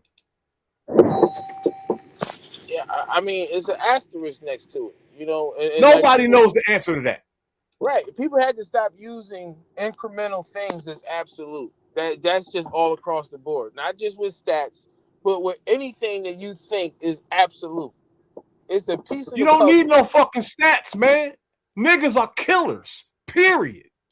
The fuck you need a stat for? You don't need the news. Well, they might need the news. We don't need it. We don't need no fucking news and no 2 white men on television to tell us that niggas are murderers. All right, like when you say that, when you say like niggas are killers, what name a species on the planet that doesn't kill? I don't give a fuck about them species. I'm not a cat and I ain't a white man. But name one that doesn't kill something. No, I ain't doing that. Fuck no, because it's a dumbass question. I ain't none of them. I'm talking about my people, and that's the problem I got. And that's the one I want to fix. Them animals, they got to fix them. Lions got to work on lion problems. White people got to work on white people problems. I don't care about none of them. So, all right. I worry about mine. So who is yours? Are you saying everybody? In my community, where I live at. So I when you catch the say train in the when you bus. say That's niggas where are the fuck killers, shit is going on. I ain't in the forest. I ain't in the white neighborhood or none of that shit. I worry about where I am. What people are you talking about specifically when you say niggas are killers? What niggas? Uptown niggas? Philadelphia niggas. Yeah, Niggas that have ruined my whole entire fucking family going back over 50 years. I could dig with an argument or a debate or any of that, how anybody feels, but fuck that. My family's fucked up. So fuck how everybody else feels. There's a problem and it's old. I got to deal with what's my problem. I don't give a fuck what these two white people talking about. I don't care what's going on in the jungle, Arabic nations, overseas, in the suburbs, nowhere. My family is fucked up. This dude don't know what he's talking about. This dude don't live where I live. He don't have black fatigue. Yeah, it's kind of hard to have black fatigue when you don't live around black people. You know, it's impossible. If anything, you got media fatigue. If every time you cut on the TV, and you should question that every time. If you don't live around black people, and every time you cut the TV on, and somebody's reporting something to you about black people, you need to step back from the game and say, why is this fucking news? Why are y'all even telling me about these things? Why? These white motherfuckers are propagandized like these white motherfuckers have no idea how bad shit is. They have no fucking idea, dog. Boys in the Hood and Jerry Springer can't tell it all. That's just bullshit. That'll rub them the wrong way a little bit. They have no fucking clue. No clue. They don't catch the bus with me. They don't know what they're talking about. That little bit of shit that they pissed off, they shouldn't even worry about it. Go on with your life. You all right. You don't live around us. Yeah, but if you're watching something on TV that's making you develop black fatigue, then why haven't you questioned the media itself? Because the media gave you black fatigue if you don't live around black people. So you have media fatigue that's fixated on perpetuating negative stereotypes about black people. That's what you got. I'll tell you this much. One thing is absolutely true. If black people stop doing the bullshit that they do, however little amount it is, nobody can say nothing. Nobody can say nothing. There's no one alive that can make that wrong. That's science. Well, black people need to work together to help each other to make better decisions and to get out of bad predicaments. That's what we need to do because hopefully our great grandchildren might pull that off. Because we can't just stop doing shit. You know what I'm saying? That's not reality. Some people, if they don't steal, they don't eat, and they'll starve to death. So we have to fix that problem. I know a lot of homeless people that steal, and that is what it is. I know some poor people that steal, but when the shit that they're talking about, right? In last month, black fatigue has been on the table, and the shit that they're talking about shit that was set up when these stores did that bullshit where people could come in and take $1,000 worth of shit. There was a lot of people doing it, but the cameras was always on niggas, and that's all everybody saw. Well, there's a lot of people doing it, but I'm gonna put that out there first because there was a lot of people doing it, but everybody knows that niggas went crazy. Because niggas were literally coming on Instagram and all over the apps telling people they were going to do the shit, and they were telling everybody else like, "Yo, y'all better go take advantage of this." So where did everybody was doing it, but it ain't like we weren't. Shit. Where did the legislation come from? Where did the rule come from? Democrats. Who set the terms for that? Democrats. White niggas everywhere. Black Democrats. White people did it. No, fam. Not that time. No. Not on that one they did. White people did it. That was our people. Our leaders in our cities did that. Listen, first of all, let's be clear. Black people do not run the Democratic Party. No. See, once you sign up, wait a minute. hang on. Once you make a pact with the devil, right? Your skin does not change. You still are what you are. You know that shit is bullshit. And if you sign up for it and go to it, you're against your own fucking people. Ain't no manipulation by the system or nothing. You could have said no, but you ran anyway, campaigned hard as shit to get where you were. That's what all of that you just said gets away from that. White people run the Democratic Party. White people run the Republican Party. White people run politics. They run the NBA white too, right? White people they run everything. They run everything. That's the dumb shit right there. We be pointing out all this other shit that they run. No, let's focus on the shit that concerns us. They run the government. They run the government. They run the political parties. They always have, though, right? So when we clear about that, we know who's doing what. So white people, they set the provisions to allow people to go in and steal X amount of money, hurting those businesses. Why did we sign up for that? The people who, what you mean? When you say sign up, all of those black, like this would have never happened without those dozens and dozens of black politicians. Why did those niggas sign up to go against their own people? Knowing we knew the white man was in charge 100 years ago. Why did they do that? Their parents told them everything that we talking about right now. They bought knowledge DVDs when they were younger, 20 years ago. Why did they sign up for that? Who? The black politicians that matter of fact, I'll do this. Now, but look, you're making a claim. Like, all right, you saying that these politicians that signed off with these white people, they bought knowledge DVDs when they was kids? Yo. You don't know that. All right, well, you're right. I'm going to go back to this video.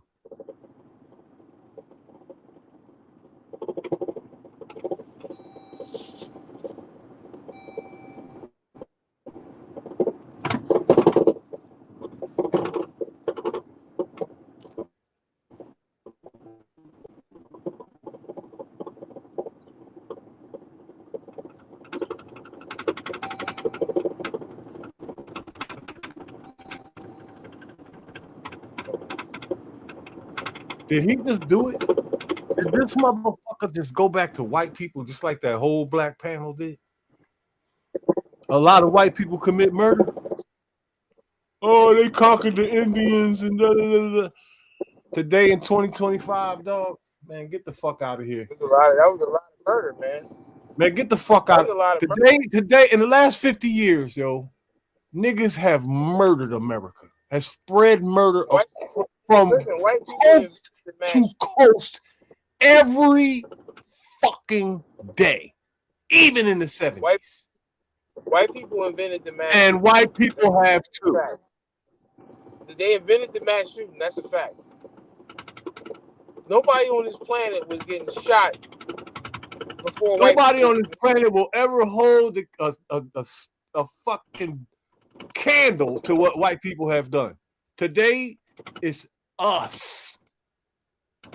What they have done was horrible, and I'm so glad that I was not there for that shit. I'm so fucking glad that I wasn't a slave, dog. Listen, I wouldn't have made it. I wouldn't have made it over here on the shit. We normalize the shit that they do to the point that it's not even an issue. What the fuck are you talking about? What do we not normalize? No one's ever done that. These motherfuckers take over whole countries and just everybody in the world knows it and talks about it. Name a group of YNs that took over a city. Yo, fuck no. I ain't answer that dumbass question. Everybody alive knows what white people did. Everyone. But we talking about the wrong things. People talk about no, the fuck we're not. You said now it's us, but no, it's still them. We don't destabilize whole. We don't topple whole governments. We don't. No, we'll never do that. We'll never do that. Yeah, we don't do that. So how nobody's accusing us of that. Nobody's accusing us of that. But right now, white people is bombing people off the face of the earth. But we normalize that shit But the problem we got problems with. Who the fuck normalizes that? That's crazy that you say that. I'm mad at shoplifters and gangbangers, but it's okay for these people to bomb innocent children and Why kill the fuck are you saying that? 70,000 people. Yo, Nobody why the fuck are you saying Nobody that? cares that 70,000 No, people. why are you murdered. saying that? It is okay. Nobody has ever in the world ever said that. Everybody knows that's evil. What the fuck are you talking about? I'm talking about people saying that they got black fatigue, and they don't got evil white people fatigue. Everybody has. We don't even have to mention crackers no more because the whole world hates them. Oh, okay. What the fuck are you talking about? Now we gotta mention black. So let's just pivot and just come up with a new boogeyman because we ain't gonna do nothing about this boogeyman. So Ain't nobody pivoting shit. They came up with this shit. So let's look for a smaller fish to fry. Let's turn smaller fish to fry. So look, honestly, all the fucking shit white people did, right? The only way we can rectify it is with a time machine. You understand, right? The only way we can fix what white people did is with a time machine. You get that, right? They tired of what black people did. Huh? They tired of whatever black people did, but they ain't tired of that shit. That's the point I'm making. That's not true. The whole fucking world, everywhere is tired of it. Then why they not talking about white fatigue? And then the whole world hates white people for the last 200 years. And why when everyone talks about this whole planet has always had white fatigue and always talked about it. Masqueraded as the Democrats, the Republicans. Is masqueraded as these little subgroups. It's the Democrats. It's the Republicans. We know all that already, right? It's white people. We know all that already, right? It's Israel. It's white people. We know all that already, right?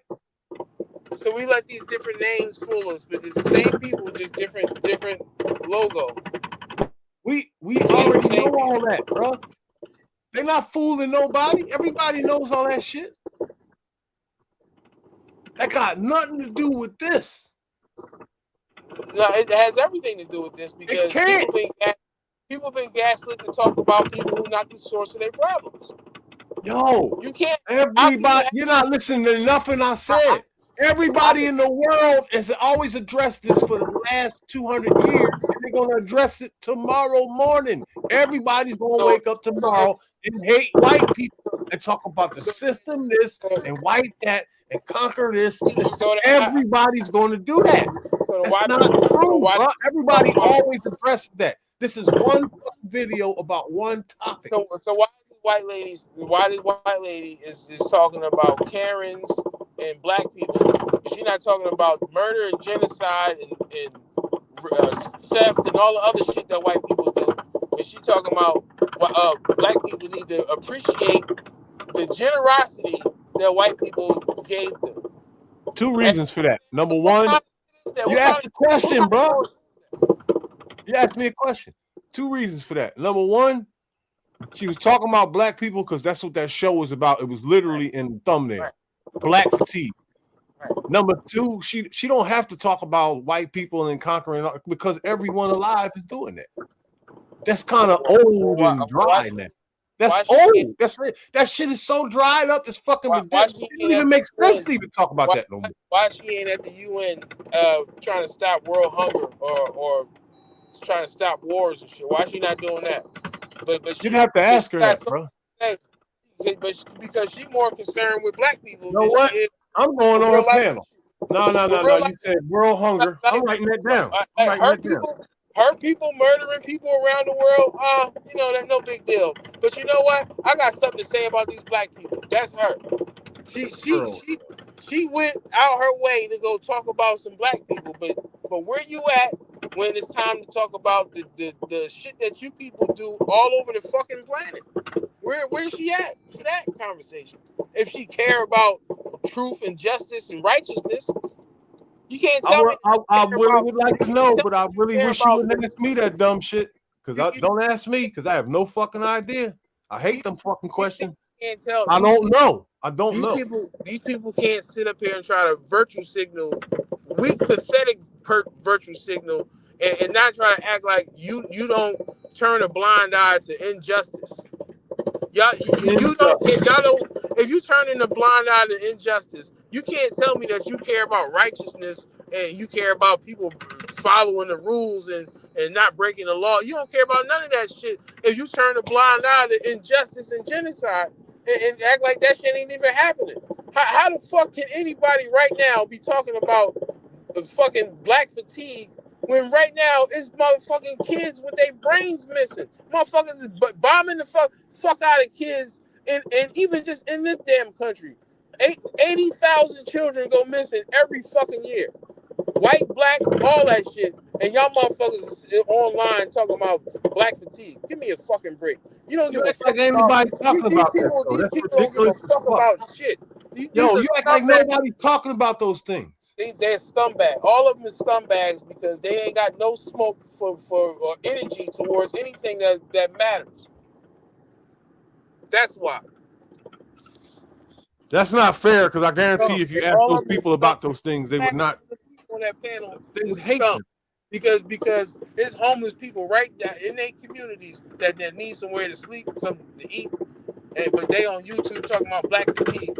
Shut your punk ass up if you ain't out here making a difference and trying to help somebody. I got. Well, fatigue. I'm going.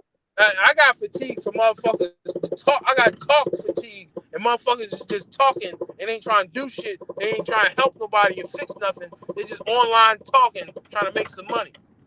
You don't have talk fatigue as bad as me. I'm ready to shoot motherfuckers in the face that be talking. I hate that shit, and I always did. I hated it in the fucking. But again, those people not the source of your problem. Not the source of any of our problems. You know, so it's swelling up. We swelling up on a. We that's a malignant problem in our society. We swell Our up. problem is complaining. Niggas don't do shit. They don't go. They attack their own kind. They don't attack the people that put them in the position that they in, that they believe. They just go at each other. Right. It's And fucking pussy. they're not aware of it. They're not aware of it. They don't see that. They don't see how they doing that. They all know it. Every nigga breathing in America knows who the fuck is caused what. They know that dumbass fucking story. Everybody knows it. But do you think they're gonna go do something about it? Fuck no. They're gonna come on the internet and say cracker, and we should do this and we should do that, and ain't nobody gonna pick up a gun and do a motherfucking thing. They just gonna run their mouth because that's what bitch ass niggas do since the beginning of time. That's how they were able to become slaves. Think what? Pussies got on them boats. Real niggas died. And them pussies bred for hundreds of years. That's why motherfuckers complaining. The real niggas was killed. Yeah, women and fucking fact. Yeah, women and children who people who protected them that was murdered. And when them people was murdered, those people, the people doing whatever to them, they can do whatever they want to them because their security is now gone. So you know, a lot of people like to talk about, you know, people who've been held captive, you know, and it's like if somebody got a gun on you, a knife on you, or whatever on you, a lot of people would act a lot different than the shit that they say on YouTube. Oh, they couldn't have did this to me. Or, oh, well, but y'all obviously that's true because motherfuckers, just like you said, nobody's doing nothing now because you just like you know if you jump out and act crazy, the police gonna come and they gonna come with the guns and the SWAT team and the dog and all that shit and motherfuckers know how to act because they know that these motherfuckers will turn the dial up on you real quick and they take you up out of here. And if you make it, they gonna hit you with all kind of numbers. It don't matter what they do. If you complain and cry about them after they walk away and you didn't do nothing about it, shut the fuck up. Stop being a bitch ass nigga. You didn't do nothing when they was right there in your fucking face. Don't wait till they walk away and they be like pussy ass police. But how is it that people will crash out and go to jail and face the same consequences over somebody who's not the source of their problems, but you won't do it? You won't crash out and go to jail going at the people who's the source of your problems. No one will ever do that. They're just going to complain and say cracker, cracker, cracker. Nobody's going to do nothing about the source of the problem ever. Tomorrow morning, you're going to hear cracker, cracker, cracker, whitey, whitey, whitey, and nobody's going to do shit ever.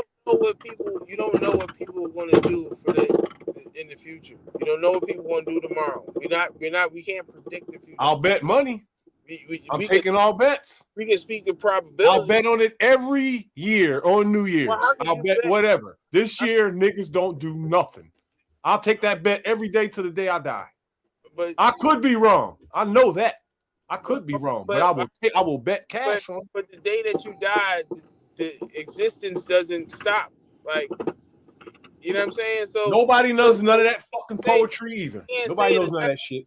Saying that it never happened, saying that even after you've gone, that shit ain't never gonna happen. Oh no, I just said that I don't know that, and I could be wrong. What I've said is I'm taking all fucking bets every year. We could do it week by week, month by month. I'm going to win.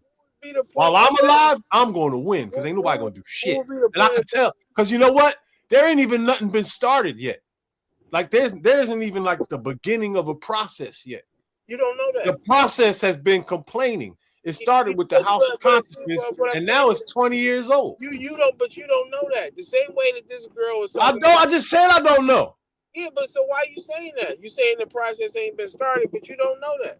You don't know if the process started. I ain't heard nothing. If there's something going on in the underground, I don't want no parts of it anyway. So we'll just say you haven't heard it. But unless you monitor every human being on this planet, then you can't say that. True. That's absolutely true. And I don't even give a fuck. I haven't seen nothing. So if something happens, I'll be wrong. But what I'm saying is I'm taking bets. Week by week, month by month. Anybody that want to smoke, let's put some bread up. I'm saying niggas ain't gonna do nothing and change shit. I could be wrong. I probably am wrong. But I'm willing to bet while I'm alive that nobody do nothing. You should want to be wrong. Why would you want to be right I about don't. Like that? I don't. I never said none of that. You want to be wrong. Literally never said none of that. So why would I? So, but to bet somebody is to imply that you want to be right.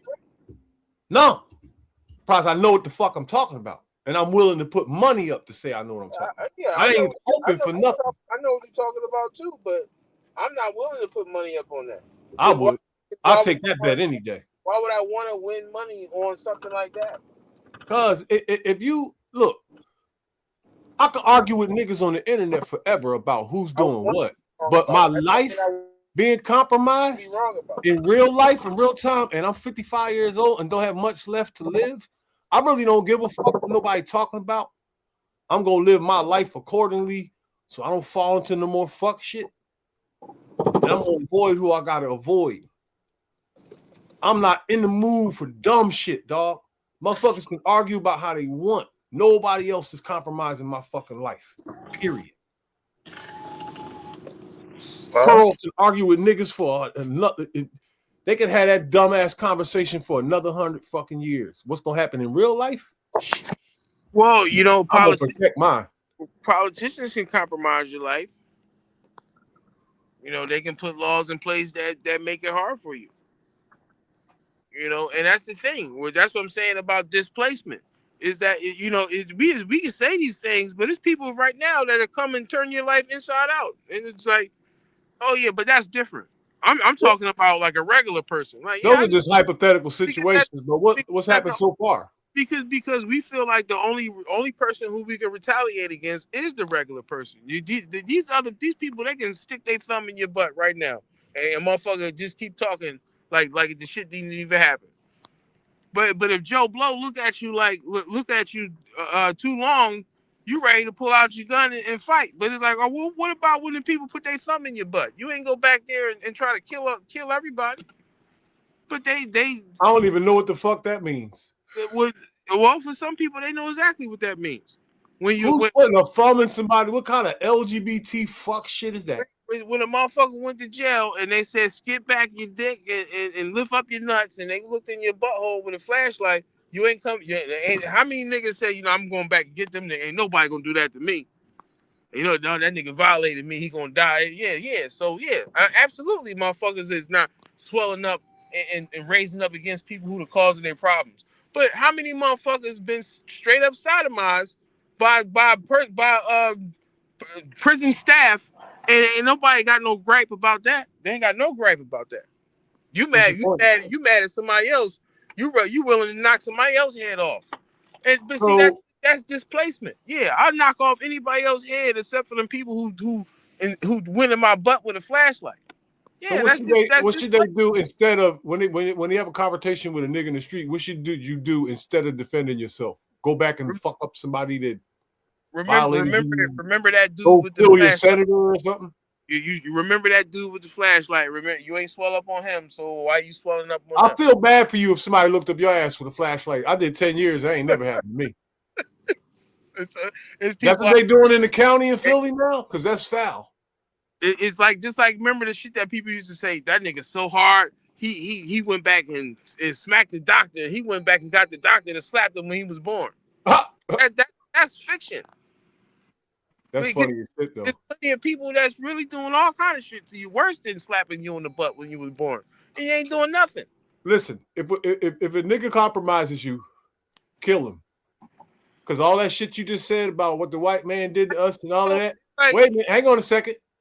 All that shit you just said about what the white man did to us over the years and all of that, everyone black understands that and has that in their mind. They know that. They know who their real enemy is. So, if you in my fucking face and you black and you know all of that and you compromising my motherfucking life and you know that your enemy is not me, motherfucker, you just became my enemy. Because you on his side. If you in my motherfucking face, mean mugging me or doing whatever the fuck you doing, your tough black bullshit, you are on his side. In my fucking eyes, you are him. Right. So period. That's what you are. I'm not going back to kill my parole officer. I'm not going back to kill the prosecutor or none of that. You are the motherfucker in front of my face right now here at this time. I'm going to deal with you because you're the problem. My kids are immediately affected by what the fuck you're doing. And if I have the power to stop it, I'm going to stop it. Period. Look, this same as if that person is a representative of the establishment, then treat that person the same way that you treat the establishment and don't do nothing. Because you ain't doing nothing to them. So Fuck no. You're not compromising my children. You're not. You're not taking shit from me. And if you do, I'm dogging you. Oh, well, the government takes shit from you. When they take it, they take out and money. They give back too. They give me a check. They take shit from you when they're giving millions of niggas check. There's millions of niggas all over America get up in the morning and don't do a motherfucking thing, and the government gives them whatever the fuck they want. Cable, phone, voucher for food, rent, money, everything. Millions of people. I gotta get up and go to work hard as a motherfucker and go up and down ladders. Ain't no nigga compromising me. Fuck the government. But they compromise you too. So what I'm saying, what you gonna do when they compromise you? When if they raise the price on goods or they make you pay? I'm going to do what millions of. I'm going to. You know what? Matter of fact. Look, watch. This how you can prove niggas just fucking talking. I lived off the grid and fuck the government my whole fucking life. I just started working. I literally lived what other niggas is talking out they fucking mouth. I lived it. I didn't pay no taxes. Never. I lived off the grid as much as I could. I bought everything I got off of crackheads, dog. I didn't even participate in their system that much. I lived it. Everybody else is fucking talking. That's what separates me from the rest of these woke motherfuckers. They're just yakking. Most of them have never even attacked a white person. If you spend money, then you was in the system. Period. I just told you that I did what bitch ass niggas could not, regardless of what I was spending and putting in the system. I didn't do what the fuck they did. Period. That is a fucking fact. And that's why I hate niggas who talk. Do something. Do what the fuck I did. Go sucker punch something. Go kill something. Get off the grid. Stop fucking talking. That's why I'm on the grid now. Nobody wants to join me for shit. They just want to fucking talk. I gave up a long time ago. Niggas are niggas. They're going to talk forever, just like they did on that fucking panel. Who are you talking about? When you what niggas? 99% of the fucking world is just going to complain. They're going to never do shit. They're going to make videos. How did you get? They're not going to move like I did. They ain't going to step in front of no loaded guns and protect nobody they don't know. They're going to do nothing I did. They're just going to run their fucking mouth. I contributed. So how long did it take? I gave life to people. I saved lives. I tried hard as I could my whole fucking life to get around this bullshit system. And then the whole time I was doing it, I was helping black people while they were fucking my life up. Well, how long did it take for you to interact with 99% of the world? How long did that take? One fucking day. One day. You talking about people that's living, or the people that died, or the people that yet to be born? I'm not even going to lie to you. I don't even give a fuck about none of that. I did what I did. I know you don't. That's why. Period. I ain't answering no dumbass questions or nothing. I did what I did. I sacrificed my fucking life, 55 years, to hear niggas talk and complain who didn't do shit. All they did was come up with foundations and make fancy ass speeches. Well, nothing. If you gave up, then you didn't sacrifice your life. I don't give a fuck. I gotta live for me somewhere down the line. I am me at the end of the day. I do have a fucking life. I want to do something for myself. Shit. I at some point I gotta be like, fuck that and do something for me. The fuck? Old ass man, I'm done with that dumb shit. That's a young man's job. Warrior, soldier, that's a young man's job, dog. Not an old man. Not an old fucking man. No, sir. That is a young man's job. But the young men ain't doing shit. They complaining. So fuck them. Fuck them. They doing the same thing Khalid did. Arnetta and all them motherfuckers. There's people out there that's doing stuff. You just don't know who they are. Maybe, but ain't enough. So fuck that. Well, you wouldn't know. You wouldn't know if it's enough if you don't know who they are. Doom is doom, dog. That's what I see. I've been here. Ain't nothing got better since I've been here. Everybody is worse. Fuck that. You gonna tell me all of a sudden somehow something? No, not while I'm alive. I'm gonna laugh. Watch all these motherfuckers check out. Oh, black and white, boy. You can never. So much potential out here. Every day is the opportunity to meet people who have potential, who can be inspired, who can be galvanized. You know, plant the seed. You know, yo, you can't hear this video? Yo, can you hear the video?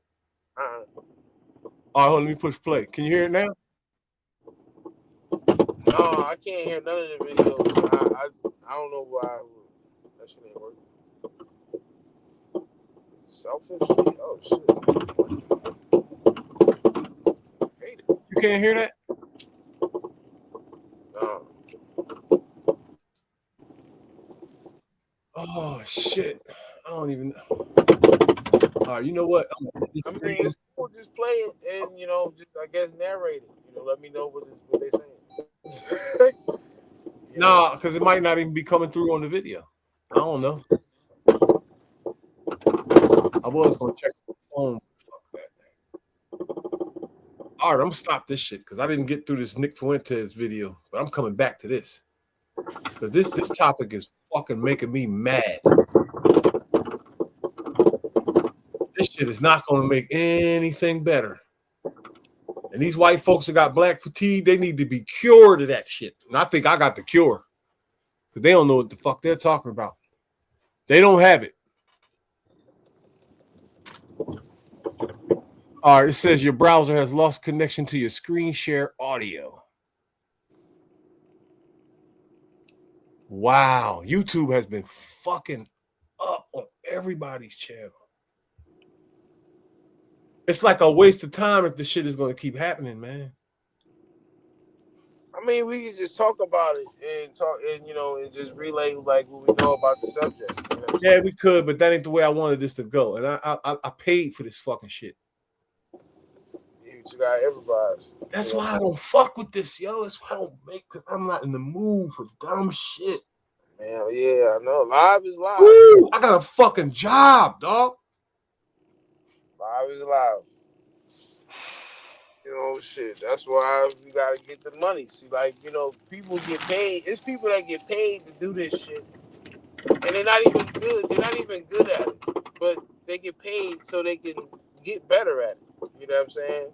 I don't think I can do this, yo. I don't know how these full-time content creators just put up this fucking dumb. Well, you know what though? Because there's dumb bullshit everywhere though. I can't. I swear I'm so fucking tired of human beings. And the majority of people that get good at it, they invest into it. They already got money and they can invest money into it. But if you start from the bottom, it's more difficult. When my alarm goes off tomorrow morning, there's gonna be a whole set, a brand new set of bullshit I gotta deal with. I gotta work too. It is what the fuck it is. All right, let me play this outro and get the fuck out of here.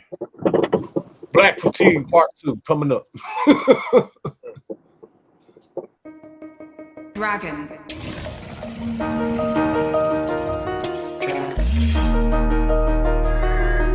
You're a dragon. Listen.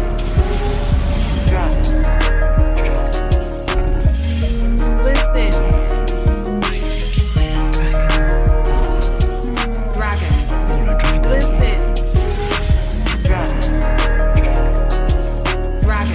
Listen.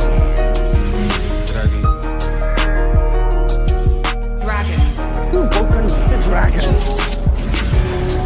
There was Giscard and Valryon. Listen. Vermifrex, Isovius, Listen. Arcanine,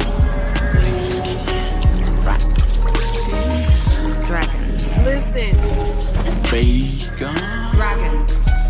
and Valerian. Can't we get along? No, nobody gets along. Everybody sucks. Not blacks and whites. Every fucking body. I hate everybody and everything about everybody.